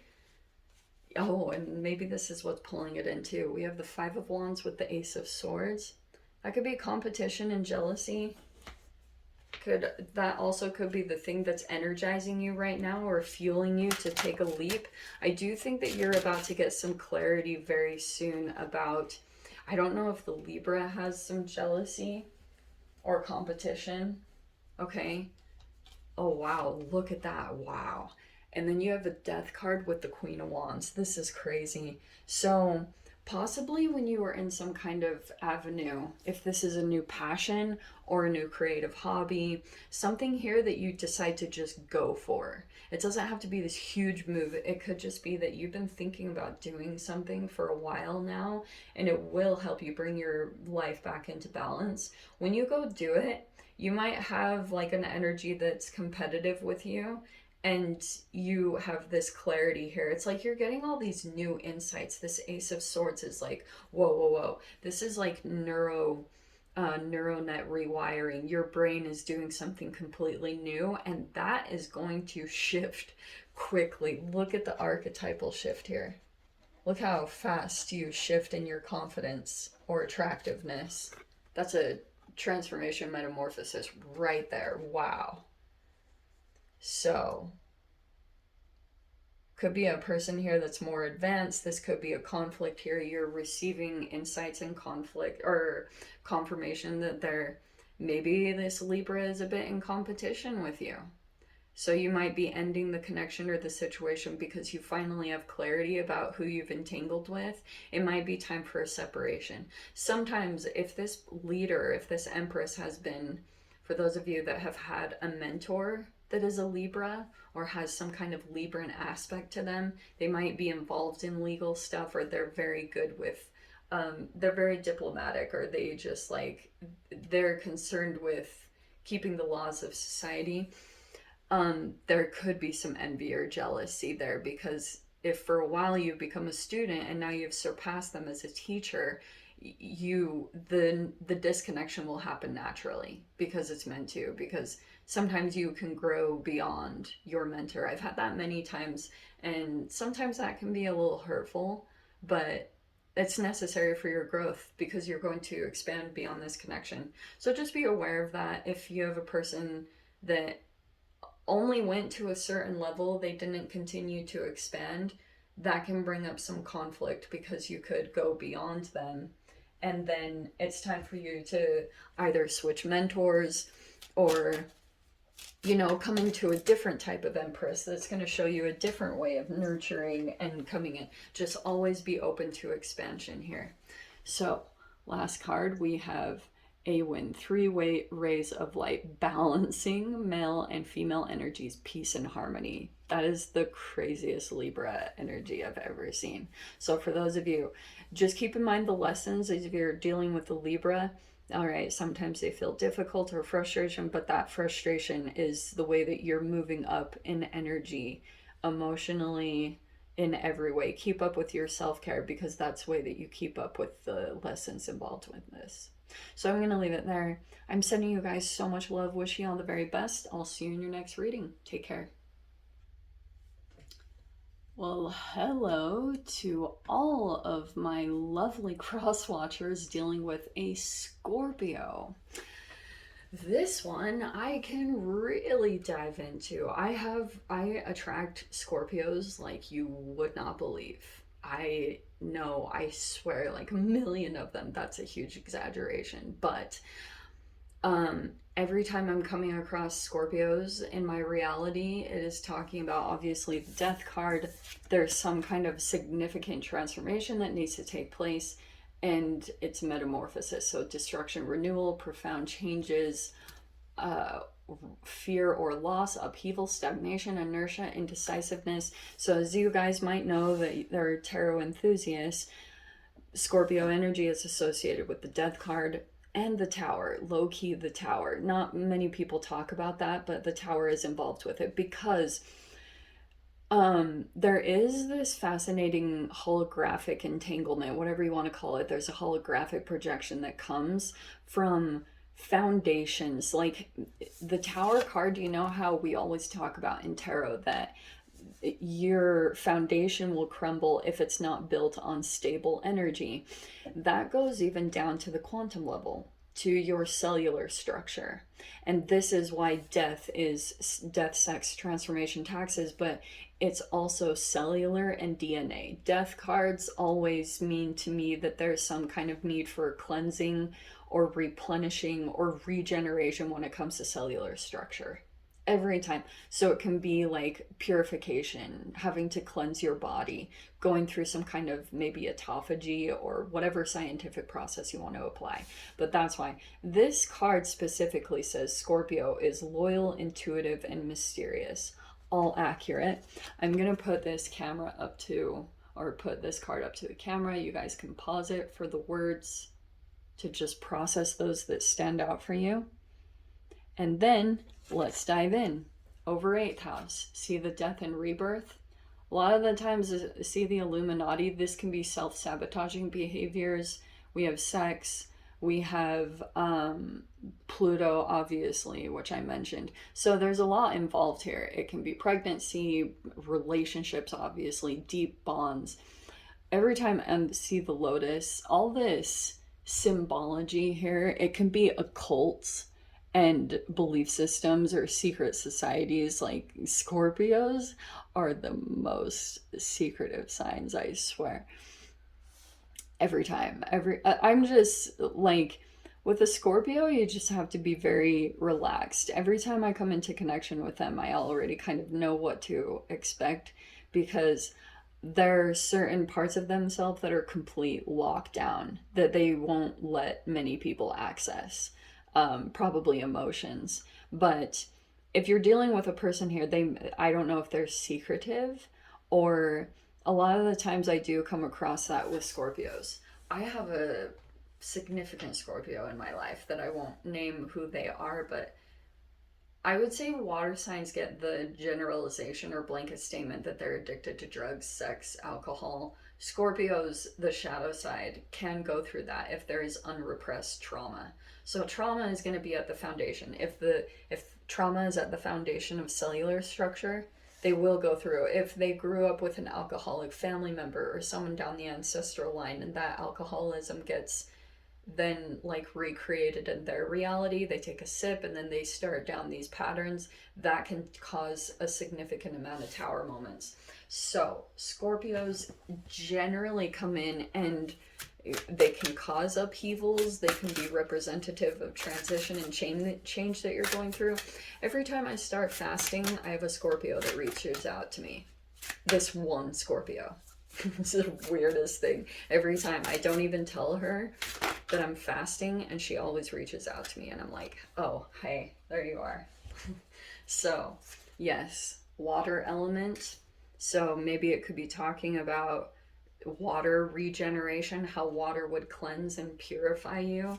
We have everydayness. So sometimes this can shake up what is in monotony or the everyday things. And then we have sageness, okay, which is wisdom. I mean, you could take it as the literal way and say it's about like saging, which is again more cleansing, purification, metamorphosis. But that sageness is a sage. Some of you guys, you could be connecting with a Scorpio because you might be going on a path of becoming a shaman. You could be moving into the path of becoming some kind of healer as you approach your own healing process, which is very needed in the collective. I cannot even voice how freaking important that is. Okay. That doesn't surprise me. We have anger. That's a very intense card. I have met, like, if a Scorpio has repressed anger or rage, look out. Like, Scorpios, I have read one time, they do not have pastel emotions. So you could be dealing with a Scorpio that has some they might have anger issues. Okay. Maybe that's building up in some way. Or for those of you, if you have family members, you might have some repressed anger or rage for this connection. Yeah, breathe. So we have breath work. Working with breath work to go through a transformation. Also to alchemize and transform anger, because there could be something, if you're dealing with a Scorpio and they were bringing something up to the surface, or you are realizing finally, if you're going through, see how this we have crying, we have the exclamation marks. This can be a psychological awakening that you go through connected to a Scorpio, where you realize maybe it was exploitative. Maybe you realize that this person, if they're still in their shadow, they have not fully alchemized. You know, you can attract a whole different version of Scorpios on a spectrum with every sign. Every sign is on some kind of spectrum of vibration if it comes to their health. And you need to look at those things when it comes to who you feel is worthy of connecting with. Okay? Let's see.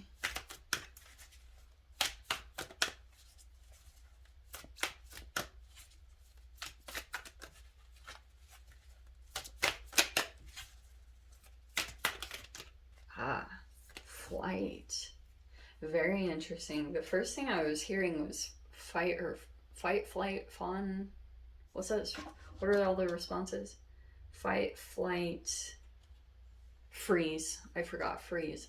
We have rotation and revolution after some kind of flight or movement. Rocket ship. I love that. We have a magnetic field. So it feels to me that there's some kind of magnetic attraction between you and a Scorpio. And I'm going to just leave those there. You could be leaving the void. The void is obviously empty space, or there has been that in this connection. There's been some kind of empty energy, even though there's still some kind of magnetic draw. We have rotation and revolution, but this flight energy, I don't know if one of you moves around a lot. It just feels like there's a magnetism you feel to a particular person, but there's been a lot of empty space, no answers, no responses, no nothing. That's typical for a Scorpio. Like when they go through a process, they're just in the process that they're in. So that's kind of what's telling me if you're dealing with this person, that's where they're at right now. They might kind of go, I don't know if it's ghosting officially. That's why when I deal with Scorpios, I never pressure them, because I mean, in general, with people pressuring will push them away. But you have this Ace of Pentacles. Wow, there almost feels like there's a void here, and then something comes up here that's tangible, or some kind of commitment. It looks kind of new and exciting. This is exciting. Look, there's even the Page of Wands. We have the Ten of Swords. You two could have been through some kind of lesson together. There could have been an issue that came up in a relationship, and it's showing me that you guys are kind of moving past it. There's like, you two see a lot about each other. This Scorpio might see a lot about you. You see a lot about them, relate with them. This, to me, feels like a good connection. There could have been anger here. Maybe that needs to be addressed. We have the Chariot card. Again, flight. There could be, I don't know if you're connecting with a Scorpio that moves around a lot. Look at what this is. Wow. So some of you guys, I don't know if you're specifically a fire sign. Here's Cancer, but we have the Knight of Cups, the Knight of Wands, and the Nine of Pentacles.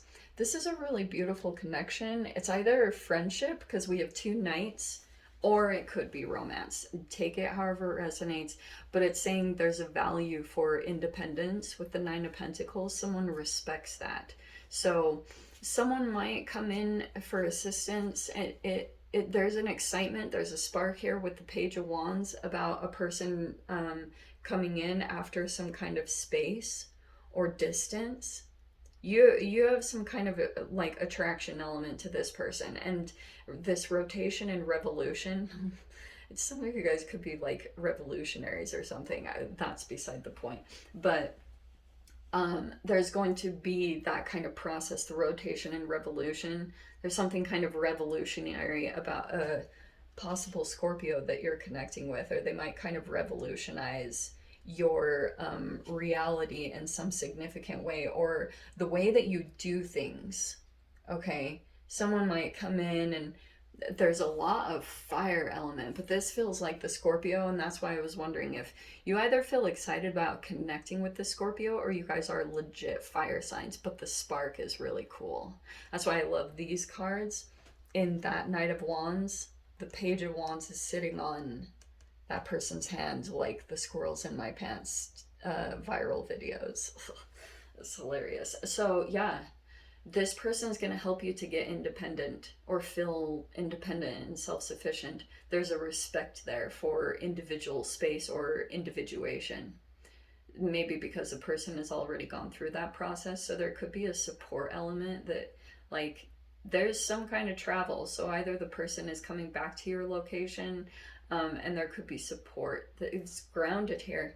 I actually love that the Ace of Pentacles is coming in, because it's something here that it's almost showing that there could have been a testing period, or there was kind of seeing what was going on in the connection, seeing how things would transform and fold. It's saying that you guys have moved beyond some kind of lesson, and now there's some new freshness that's coming in, some new excitement, because you guys might actually be establishing a deeper connection, which is really cool.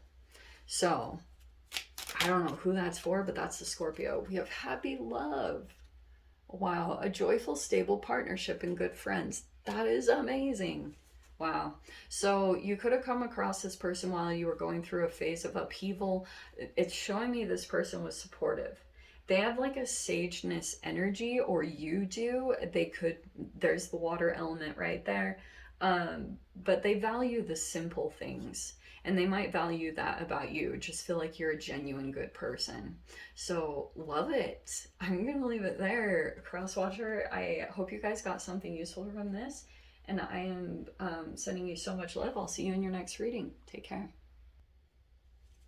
Hello and welcome to all of my lovely crosswatchers dealing with a Sagittarius.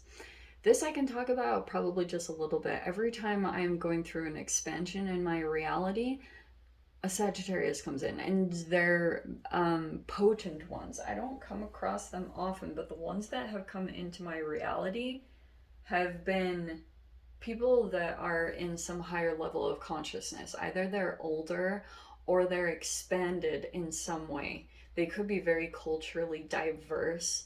They've traveled to different places. So every time I come into connection with them, it's all ninth house. So Sagittarius is obviously idealism, free spirit, independence. It's an expansive energy. It's a person who shoots beyond their current circumstances. They are ruled by Jupiter. You guys can pause the video for those words to take a look at them more. And then we have here the ninth aspects. So generally I'll come across a Sagittarius if I'm going through changes with, this is philosophy, religion, belief systems. Like I said, it can be travel, different cultures. It's an expansion psychologically, which is why the ninth house is at the top of the astrology wheel, because it literally represents the crown, how to receive information. So for example, I have a sensei that's a Sagittarius, and it's perfect. Like, this person is obviously involved in a religion, and that is the person that I came across when I was going through my own, like, learning how to meditate and learning how to get in touch with my consciousness and how to expand my inner reality. Now, Sagittarius is also Temperance card. So we have calm, conscious and subconscious equilibrium, moderation. This is a self-care energy. Even though this is like bathing, the water represents the internal emotional energy. But I always associate it with meditation. On the shadow side, if you're dealing with a Sagittarian who's in their shadow, it could be conflict, uncertainty, inconsistency, hostility, and excess. So not too far off from the Justice card, but obviously difference. Temperance is an acceptance, and it's moderation. Right, here it says. So if something about your reality is extreme, it can cause a whole domino effect of behaviors. If you have one element in your reality, maybe a stressful job or something that's getting in the way of your self-care, then it can affect you to also go into extremes with eating or the way that you need to soothe yourself to handle the stress. So it's really about going down to the foundational basics of how you need to calm your mind or expand your calm your inner world, to expand in your consciousness, to be able to look beyond your current certain circumstances to get to another level. Jupiter is an expansion card. It expands everything. So for those of you, if you're dealing with a Sagittarius at this time, there could be certain elements that you are taking on. Maybe you're becoming a leader, or with this Jupiter card, Jupiter is going to be a big effect right now. Jupiter is right now moving into Aries, actually right as I'm filming this. So that's going to play into effect here. It's moving into your cousin, or the cousin of Sagittarius, the fire sign, into Aries. So it's going to be really interesting how that plays out in the collective. But Jupiter always brings good luck, expansion. It can just hit different areas. So sometimes it can expand your money, and it can expand your mind. But something about Jupiter will expand your reality so that you can go beyond your circumstances into a different situation and come into a different version of yourself. Wow, okay, wow. So we have forgotten and potential. So for those of you, if you feel forgotten by a Sagittarius, or you could be moving towards your potential. Maybe you felt rejected by a Sagittarius, or you just kind of feel forgotten. This is so crazy every time this pops out, because Sagittarius can highlight, and this is why I brought this up. Cancer had this exact card. See the horse? And Cancer, the Chariot card, has horses on it. So every time I see a horse, it represents Cancer to me. So this is a movement card. It's very, like, sometimes a Sagittarius can come in and point you in the right direction. You see how you have the centaur with the bow and arrow? There's a person here that could be pointing away for you to head towards. And it's saying to calm and balance your certain circumstances. Every time I accomplish moderation, there's a specific Sagittarius that reaches out to me every single time, 100% of the time. And it's really crazy because the alchemy of that is really real. So let's see.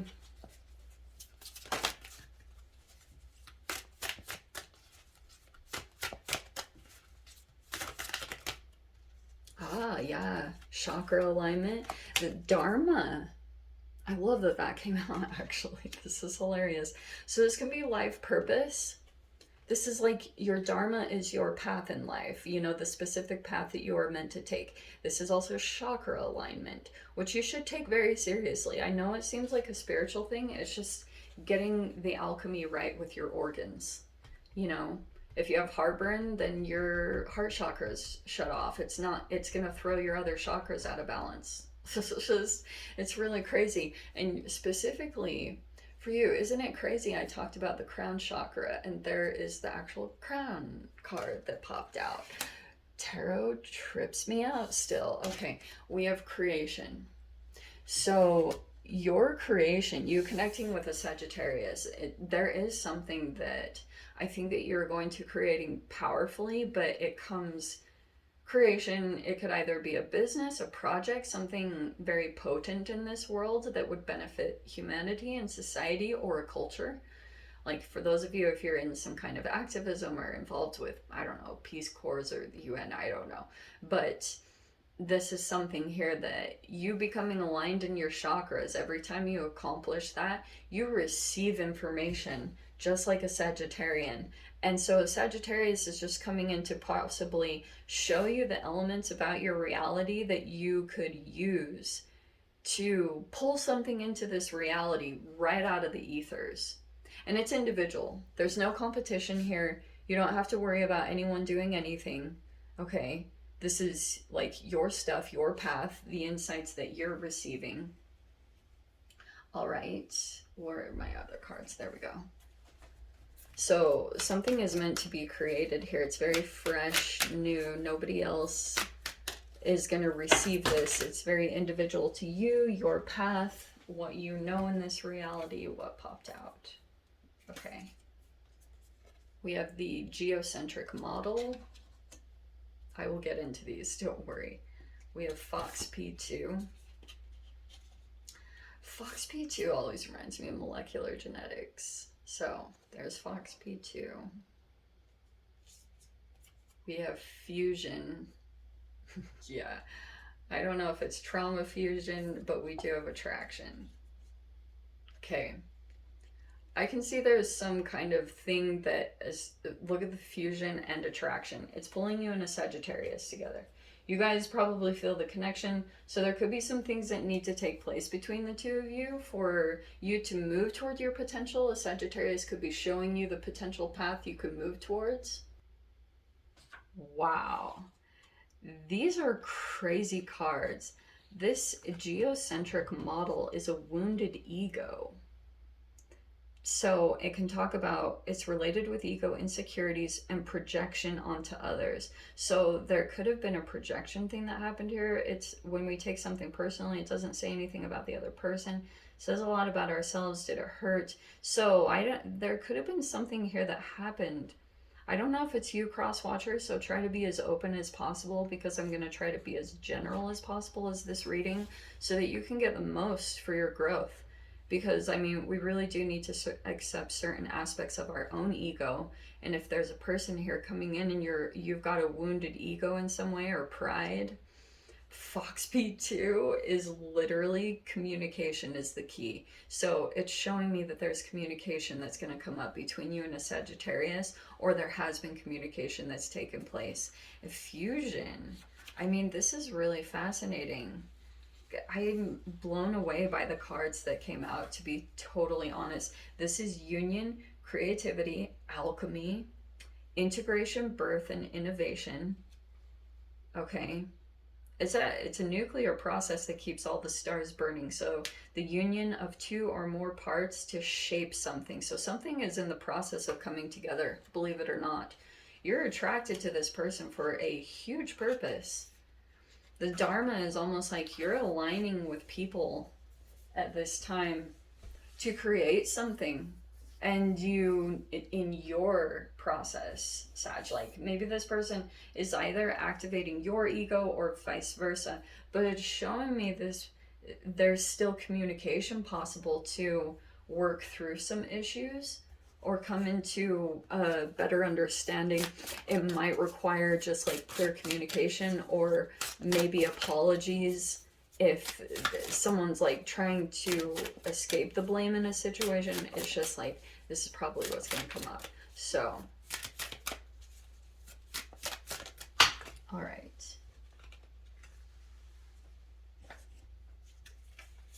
Wow. Yes. Wow, these cards are so on point. This is incredible. I'm seriously so like nerdy tarot mind blown right now. Love this. So we've got fusion, there's a connection coming together. Communication has to happen first. So it might be quite blunt or straightforward, but this is gonna open your mind to love, because look at this. Something has to open up within your mind. Especially because it's like almost before you move into your potential, you could have felt forgotten by this person, or like they just don't care. But we have love. This person's going to open you up to love. And we have leap. So yeah, this is the leap that's going to happen through potential, but there's an alignment. There's this whole process that is going to take place. I know some of you guys might feel kind of exhausted, like what else? But alchemy is real, at least to me. It takes action. It takes things that you don't always want to do, but it creates change in your reality. And that moderation thing is key to all of it. So when you moderate yourself accurately, you will see results from a person. There can be an entanglement between the two of you already.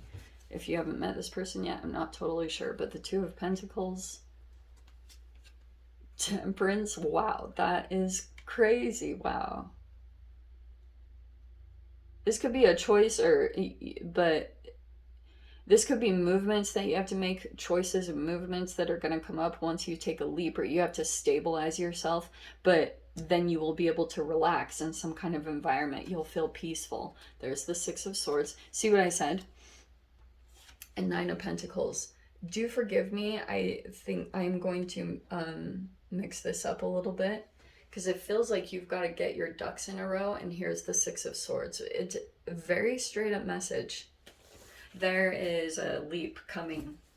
this Sagittarius is pointing out where you can expand, or going to show you the direction of how, of a door that's opening. Your mind is literally opening. If you felt trapped, like, "Oh, I can't do this, I can't do that," there's a Sagittarius literally that might have already accomplished it, and they come into your reality to show you, hey, look, like, I did it, so it's totally possible for you too. It just, this feels like the struggle part where you have to make some decisions about things, um or there's a choice that will come up on how you move forward, but the movement will come in, or just like the fluctuating, the things you have to juggle. It could be your self-care with managing income, you know what I mean? Those things will balance out.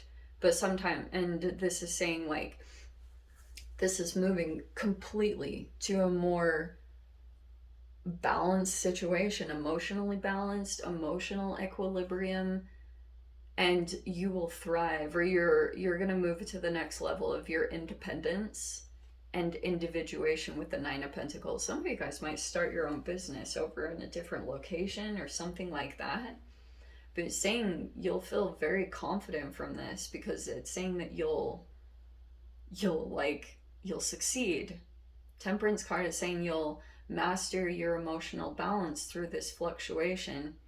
And you could be getting out of dodge here with the Six of Swords, which might be kind of like divine timing. Things are situating at the proper time. So whatever you need to communicate, if you need to say something or they need to say something, it's saying do it, okay? Do not delay. Say what you need to say. Wow, we have safe and happy travel. Protection from harm when journeying.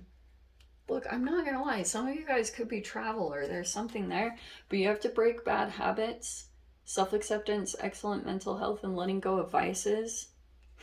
This is the craziest reading. And then we have time to shine. Creates the energetic resonance for golden opportunities. That is amazing. Yeah, time to shine.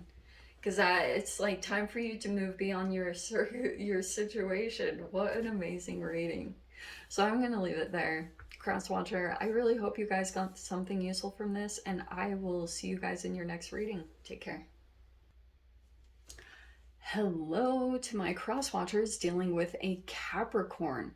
Let's dive in. I can definitely talk about this. I have some Capricorn in my chart, so it's hidden though, so I can't even fully say that. For those of you that know, in tarot, Capricorn represents the devil card. It does not mean that every Capricorn is a devil, okay? It just means devil is, or not just devil, but Capricorn is ruled by Saturn, which is how you overcome your shadow self. Everyone has a shadow. So if you are meeting a Capricorn, it can be highlighting certain shadow aspects. You could be meeting a Capricorn that you guys have a similar nervous system or similar familiar family backgrounds, and it could be helping you to see parts of maybe addictive behaviors in eating, drugs, alcohol, sex, whatever it's talking about. The Capricorns are always like, they have crazy high sex drives. They're like nymphomaniacs. We have Capricorn, disciplined, ambitious, and persistent. That's a random thing for me to say. Every Capricorn I've met is like that because it's the goat. Why does it have a fish tail? That is really weird. I've never seen that.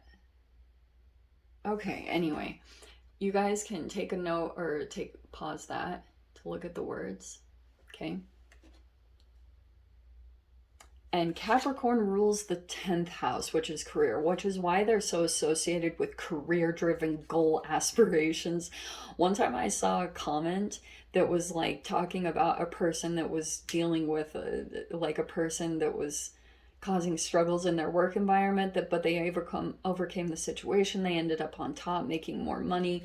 And someone commented, it was the funniest thing I've ever seen. Someone commented, wow, you just care about getting to the top and beating everyone. And the person wrote back, you obviously don't know anything about Capricorns. And it made me laugh so hard because like a lot of the times when you are moving up, maybe in regards to your career, I have seen this every time. Your fear if you are moving up in status or position in a business, in your career path, you can attract a narcissistic energy, because in every kind of entanglement there is an anatomical kind of structure to human interactions. Someone will take on the embodiment of a negative energy, a positive energy, and a neutral energy, similar to an atom. And that's what's necessary for the dark or the negative energy, is to be able to see the path and navigate through the light on how to work through the situation. We have the 10th house, so there it is. I achieve, legacy, traditions, what you want to leave behind in this lifetime. Oh yes, status. I couldn't read that word. We have fame, so this is recognition. Yeah, it's just the legacy that you want to leave behind. Your legend. Okay? So that's what you will attract when you attract a Capricorn. You can attract your shadow self, inhibitions, materialism, selfishness, and greed. And then we have restoring control, release, independence, and revelations. Saturn is always discipline. The way that you overcome the shadow is using self-discipline to overcome your own fears. And if you have CPTSD or anxiety or panic attacks, it's talking about the ways that you need to approach your reality and become more disciplined. Saturn restricts. It restricts what is usually more free and comfortable and just like relaxed. It's like a person who lifts weights. It restricts the muscles. It tightens everything. So you kind of have, it's like the goat that's maneuvering on the cliffside. So Saturn will restrict certain aspects so that you have like kind of a tight squeeze to move through, that feels like tricky to balance, but you're actually working a lot of muscles and, activations in your brain as you maneuver through. It's like people that, I'm not going to even mention that because sometimes I attract things from these readings. All right. So let's see. Let's pull an archetype card. So most of the time, if you're dealing with a Capricorn, it's saying you're trying to overcome your own shadow self. And that person will highlight certain elements of your life that you are struggling with. And sometimes your attention can be caught up too much on their shadow, what's happening there. But you have to kind of break down to the basics, like where are you at in your relationship with yourself? We have imagination. That is an interesting card to come in next to the devil. I would almost say that if you are dealing with a narcissistic one that's helping you to grow and expand, I'm not saying every Capricorn is a narcissist, but you can be dealing with the alchemical shadow version of a Capricorn, which is helping you to expand. Okay?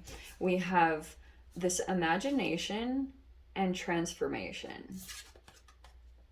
So there's the transformation that's coming right there, the rainbow after the storm. So it's saying that someone could be bringing a bit of a storm into your life, whatever this energy is specifically doing.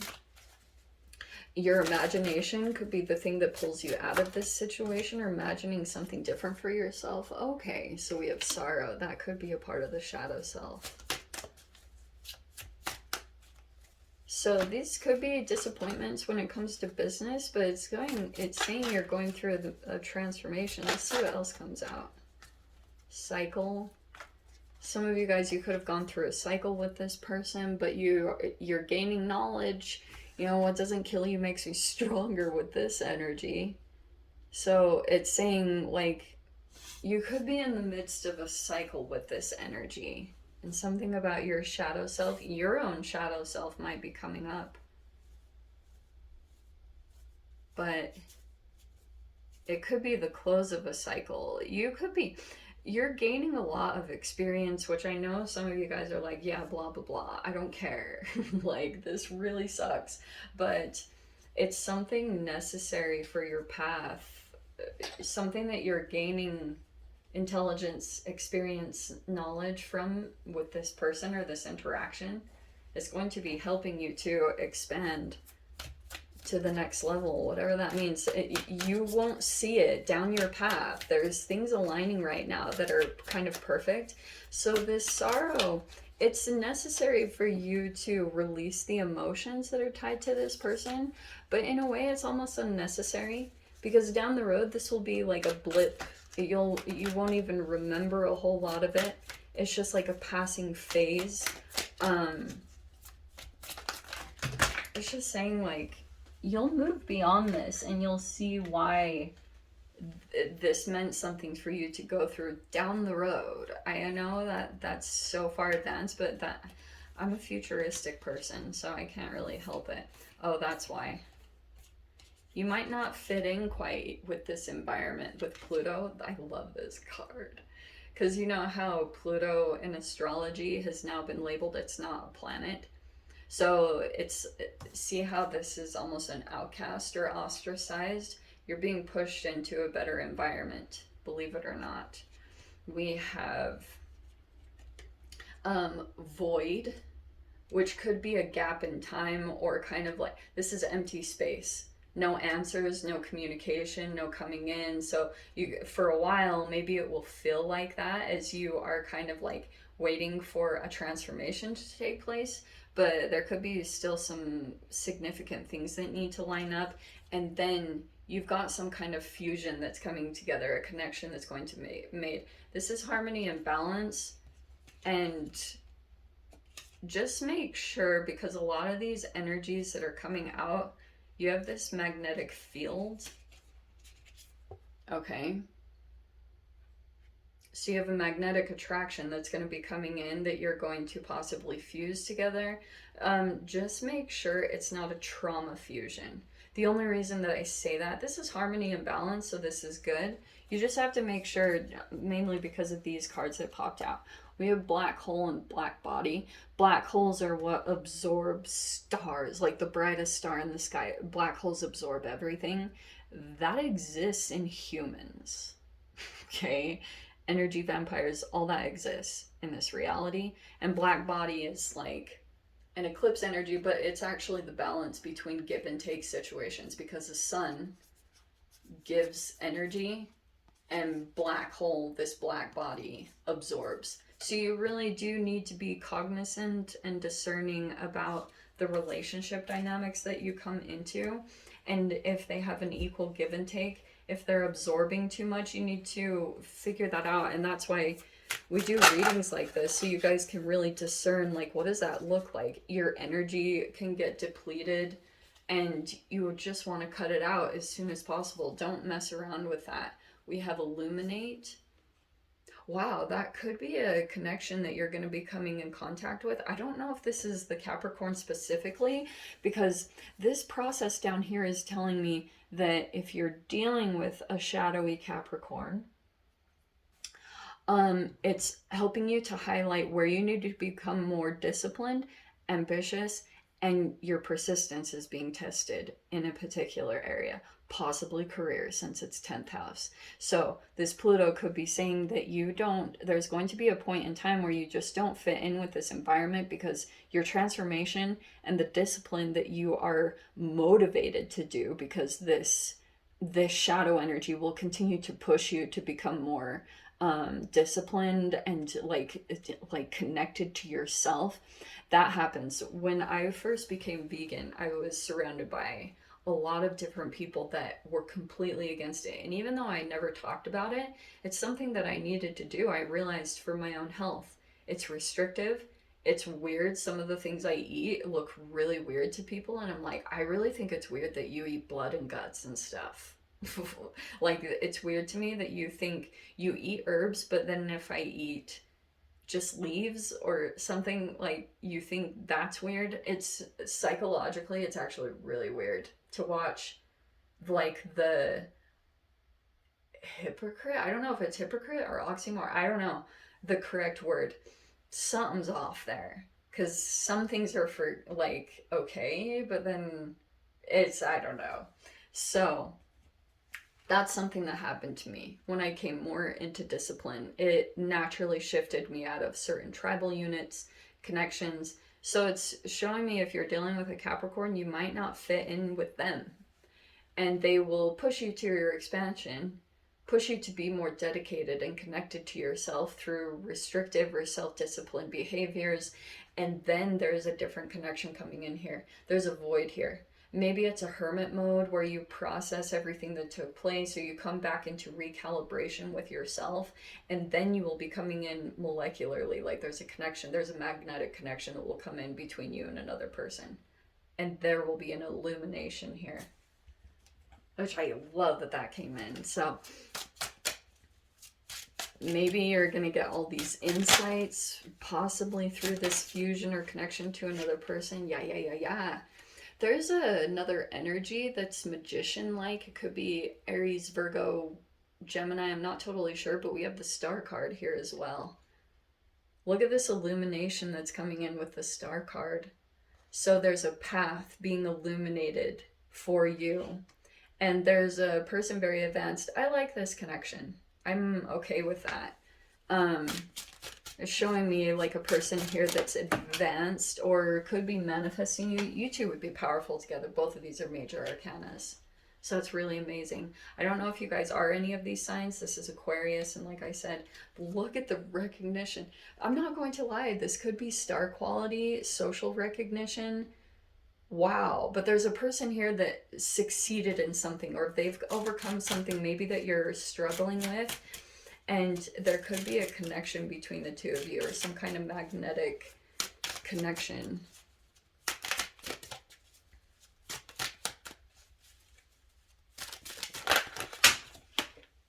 Wow, look at the freaking devil card. It came out again. I love that the tarot cards are also resonating the same message. So here was this. There you are, overcoming the shadow side. Just know we have this, again, Capricorn, devil is the Capricorn, and then we have the lovers. That's, again, another Gemini card. But saying you're going to conquer, this is like outwitting the devil kind of energy. So you're going to overcome the situation. Just keep following what lights you up, what illuminates your path. It's showing also too, if this isn't another person, which I do, this fusion is telling me there's another energy, and here's the lovers too. There's another confirmation. So it's showing someone's going to open up here, especially emotionally. But just know there also could be an obsessive element. Okay, you've got the devil twice, plus the world, the Four of Pentacles, the Knight of Cups. Someone could have been very selfishly holding on to you, but they weren't reciprocating anything. The relationship was one way. They just kept absorbing. So it's showing me there will probably still be an obsession that a person has for you, but it's saying you're going to continue. This could be an up-leveling in your career, the Queen of Pentacles. Amazing. And it's showing me that you're gonna come into a different connection, but this person might still struggle with an obsession with you. Okay, that's pretty common. That's, again, not to say all Capricorns are obsessive.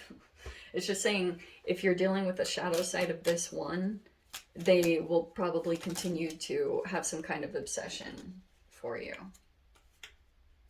We have one enchanted evening. How random. We have a perfect night. So it's kind of saying you'll come into a connection and have some kind of crazy connection with them. Like, it feels like a perfect evening.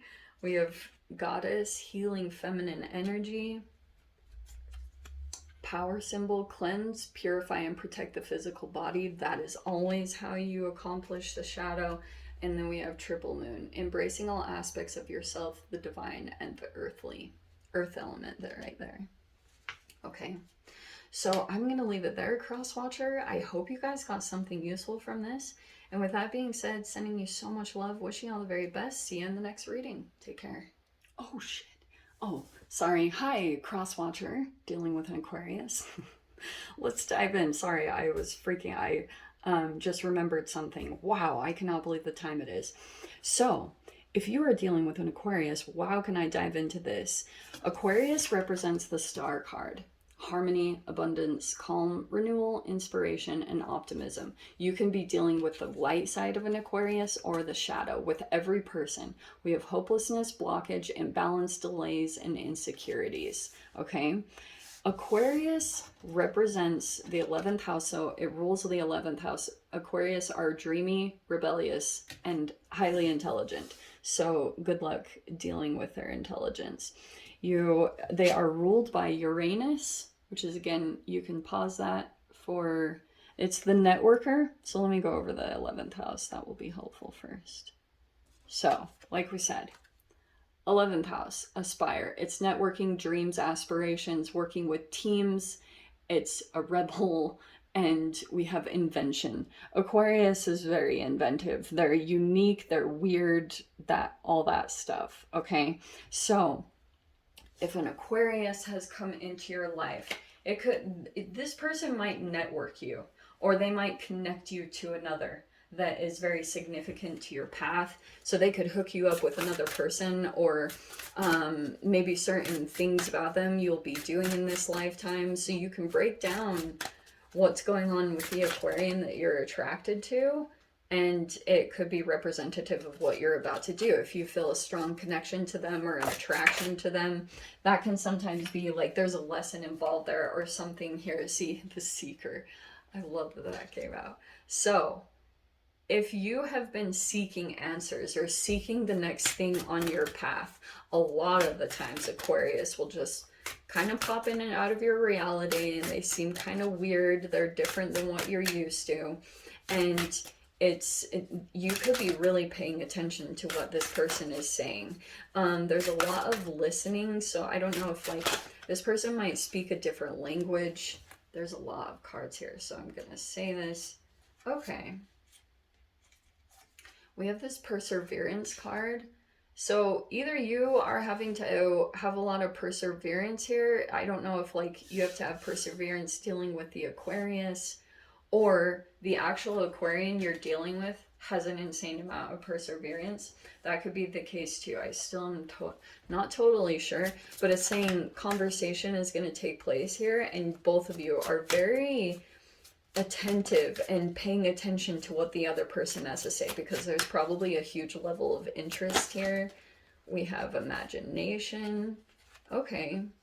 Oh wow, oh wow. Love this.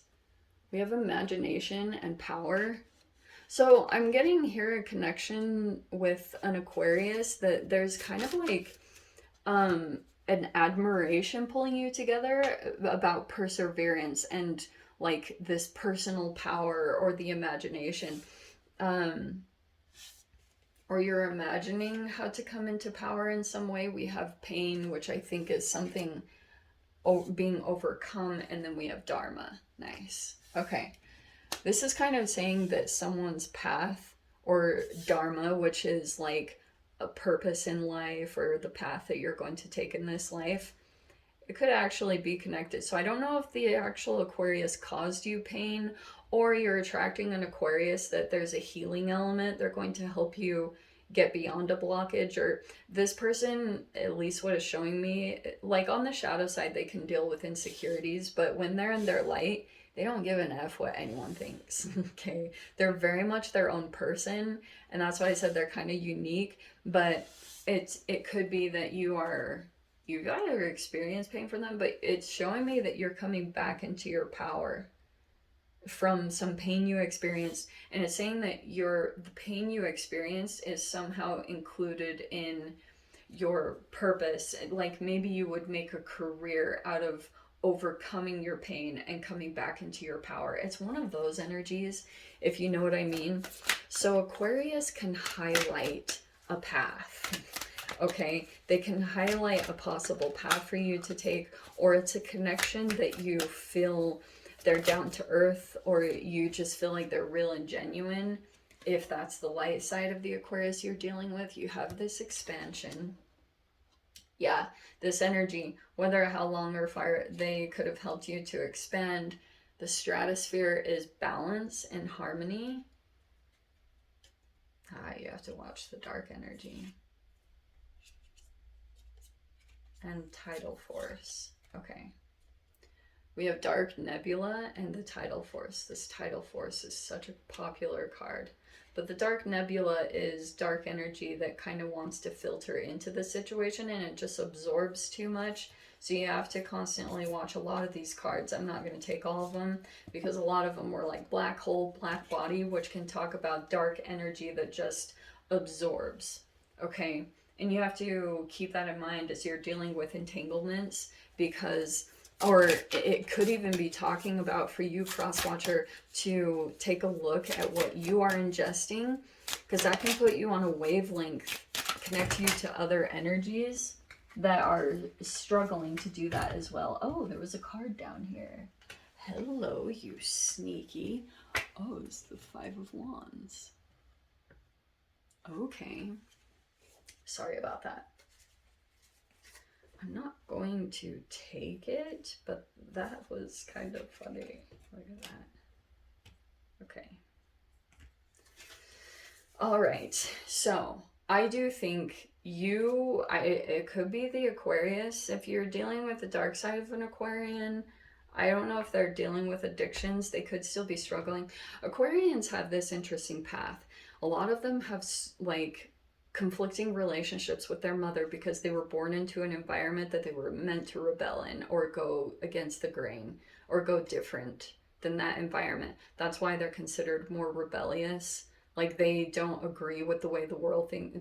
They could be the black sheep or the ostracized. So this connection that you have with this person, maybe you're going through a rebellious phase, like maybe you grew up in an environment that was kind of similar. You might have that in common with this person, but you still have to be like discerning of, is this person dealing with addictions? Because Aquarians can be, if they get disconnected too far from their body because they're rebelling way too much, they can rebel against themselves or go into whatever sin, like sin against their own self evolution and pull into shadow, and that's when you have to be cautious of the absorbing.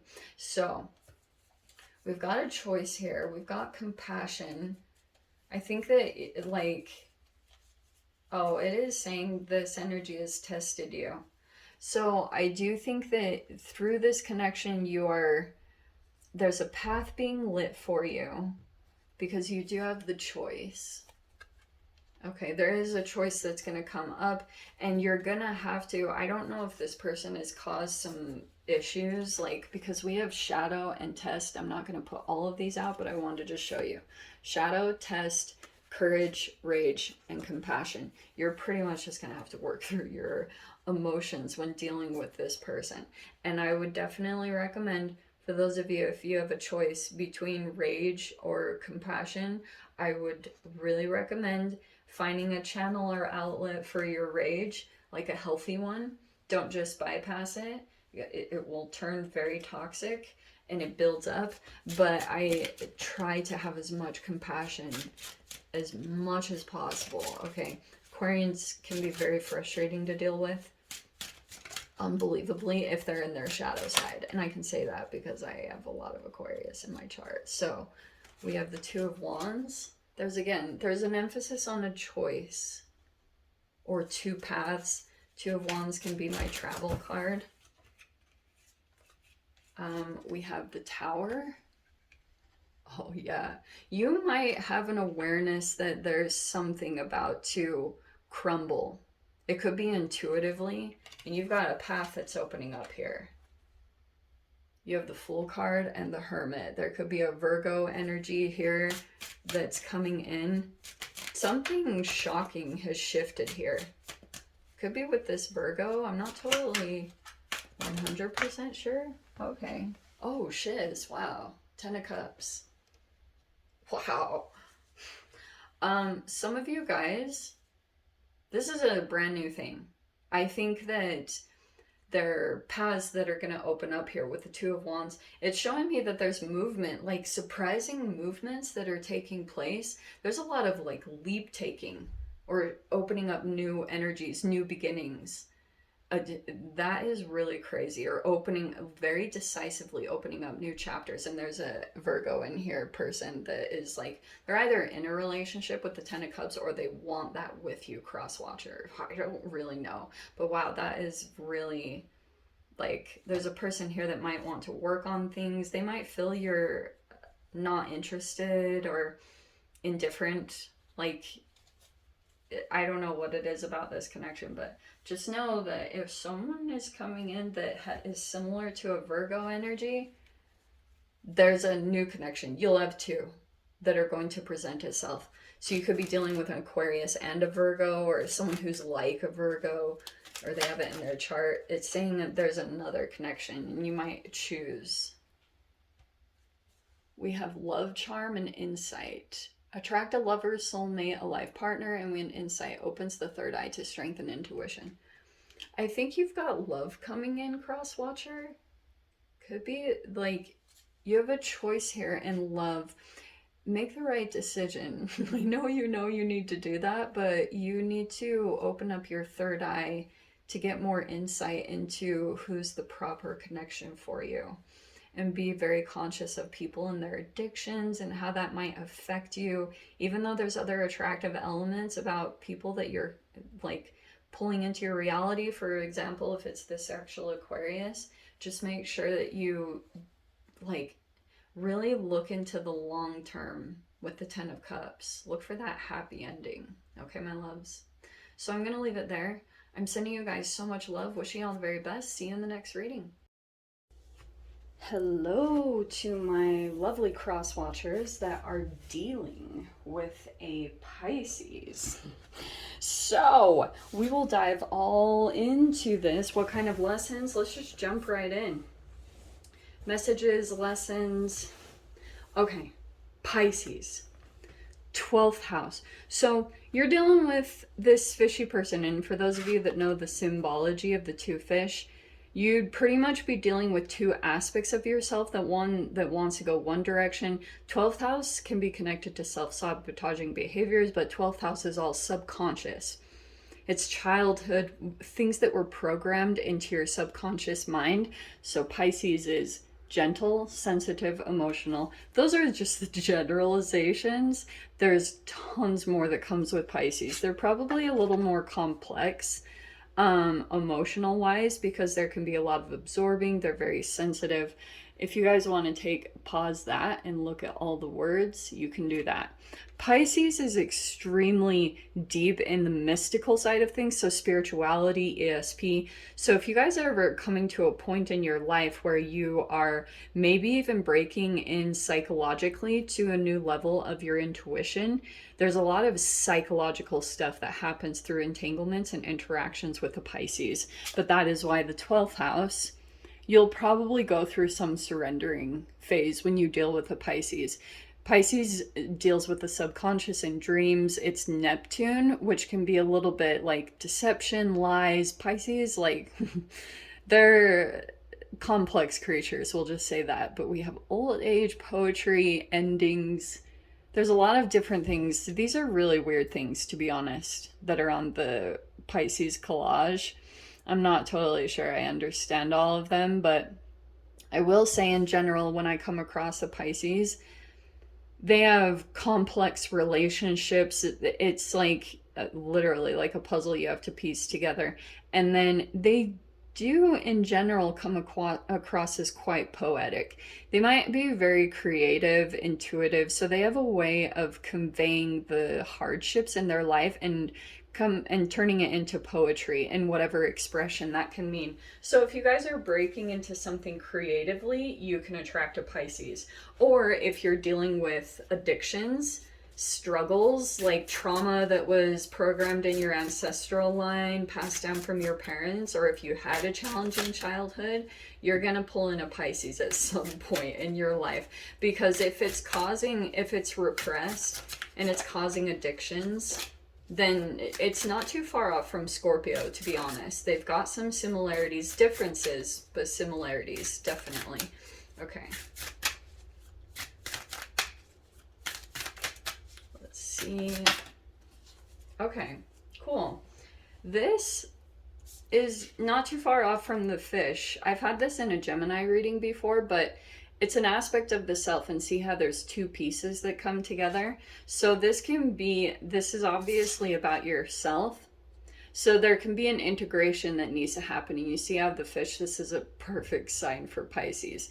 This can say that you could have a cycle with a Pisces where you guys are back and forth, and every time you like give into some kind of behavior with yourself, maybe a Pisces comes back into your life. I mean, I am a Pisces, so I can talk a lot about this. And I'm not saying we're all happy, loving, and perfect. We've got our issues, okay? It's hard being the 12th sign of the zodiac, freaking believe me. So, this is how the Hanged Man is associated. It's representing something that you are like in the process of surrendering or letting go of.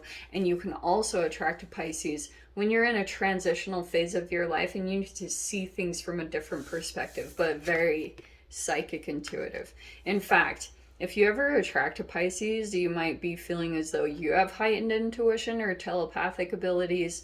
That can totally exist too. Like, it's not always the best. You can be dealing with a psychopathic Pisces, and that can also be telepathic. So it's not to say that that is always a good thing. In general, Pisces are extremely empathic and crazy sensitive. Like, it's really challenging for them to not take on the burdens of the world into their own psyche. So again, this is all about some kind of duality. You have the two fish, you have the two triangle, and then you have this duality here, which is similar. Not to lie at all. We have revelation and protect. So some of you guys, there could be this like a little bit back and forth about, I don't know if you have to protect yourself from this Piscean. There could have been a recent revelation or not too far off in the future about the ways that you need to strengthen your boundaries. That's another thing that you can attract when it comes to a lesson of drawing a Pisces in, is if you are pulling into a phase, maybe because of your health, because you're ingesting something maybe overconsumed with free radicals, anything like that, and it's weakening your aura, it's weakening your energetic barriers inside of your body, then it can talk about you're empathing too much, like you're absorbing too much of people's energy, and it might talk about how you need to protect yourself, because this can turn into splits. When you have transference or you connect with someone who's maybe not like very balanced in their boundaries or their energy, you can attract a person and then you take on. This is very real. Okay, quantum tunneling, and you have transference in psychology. It's very confirmed by science, so I really don't have to say a whole lot. You can look them up yourself. So let's see here.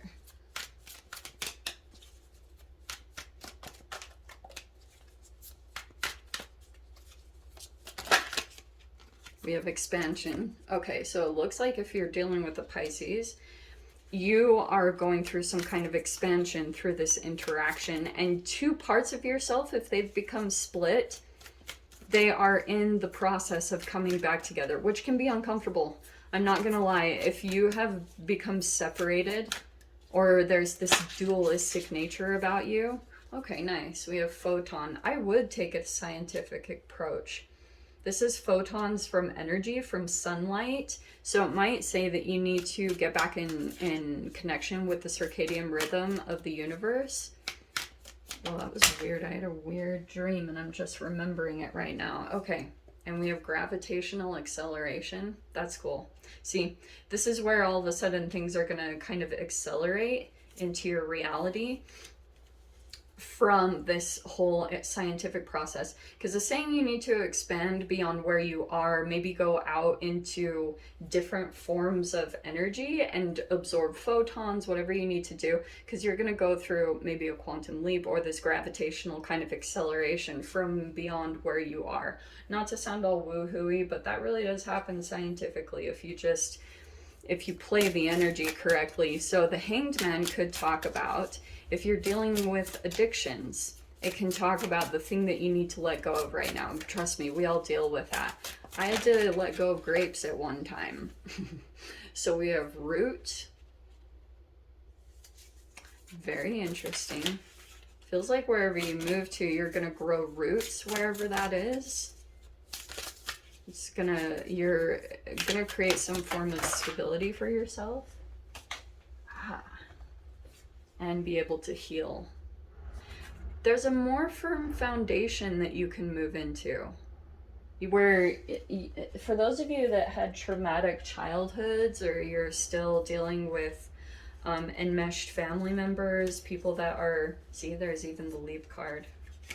There's the quantum leap I was talking about. So there's like movement. Once you go through this expansion right here, by doing something maybe scientifically with your self-care, cutting something out, the voluntary sacrifice, what you're willing to let go to move to something better for yourself. Because over here, you're going to be able to go through a huge level of healing. Once you get rooted somewhere, your peace of mind is going to be huge. It will affect your psyche, and you'll even see that you'll have an increase in your intuition, because it's like that peace of mind is the foundation for everything expanding in your reality. Like your gifts, yeah, that's what you're healing. The Three of Swords. So either heartbreak, betrayal, or could have been deep family wounds. With the Root card, I keep thinking like family tree, you know, that feels like you're getting to the core of healing some, and it could be a health ailment for some of you guys. It doesn't surprise me with the Hanged Man, so there could be some kind of interconnection between your psychological makeup and then your health manifestations. If there's a chronic illness, yeah, look at all the self-care. This is great. Wow. Wow, wow. We have the Empress. This is amazing. Be cautious of triangulation. Okay, but on the positive side of things, these cards surrounding the Three of Swords is saying there's a very caring, nurturing energy surrounding your wound or any kind of fragmentation that's taken place. I do feel like you have the King of Wands right here. I don't know if that's some kind of fire, but that's going to say there's confidence. There could be a fire sign involved here, or very attractive energy. So there could be positive energies that are coming in to help balance out your energy. These will be people that you can trust. And maybe you have some old triggers that come up to the surface, but it's saying there could be a conversation that comes in and messages from a person, or there's a post here that's going to help you to close out a cycle or help you to end some kind of situation. Weird. There, you might get some kind of revelation here about a person that this morning I heard the pathway to hell is paved with good intentions. And it's almost like you might come to a realization that people did something with a good intention, but it actually caused a lot of chaos for you. And they didn't realize that. It's like they didn't take that into consideration, and they did something that is like, I don't know, it's not good. It's somehow involving technology. So if someone like made an account or something like this, but there's a lot of wounds here. But the healing card is telling me you're going to get through this issue that you've been dealing with. If you had someone who broke your heart or betrayed you at a deep level, it's saying you're going to go through this spiritual growth and probably like an up leveling of your self-care. Your situation is going to come in and set up perfectly so that you can completely pour positive energy into this wound that was created, or this fragmentation, and before you know it, you'll be back on track with your self-care, feeling like looking very beautiful, feeling very healthy, feeling very energetic. This is a lot of energy. So for those of you, if you have a sport or a hobby like running or something like that, this is a lot of energy and movement. And it can be travel, but this could be world travel, I'm not gonna lie. There could be a situation that's in the making, underlying the scenes. That's why it's so important for you to develop a relationship with your intuition, because the steps that you need to take at this time are going to all benefit you and your situation to go to a much more healthy relationship dynamic environment. Just keep that in mind. It's like, you need to protect yourself where you need to protect yourself in your energy. If you feel like you're dealing with people that are split, maybe take some time to really And it's not all, like I said, people don't always have negative intentions. People just might not have a self-awareness about where they are. Yeah, this is beautiful, cross watchers. So you have time to shine. Creates the energetic resonance for golden opportunities. Yeah.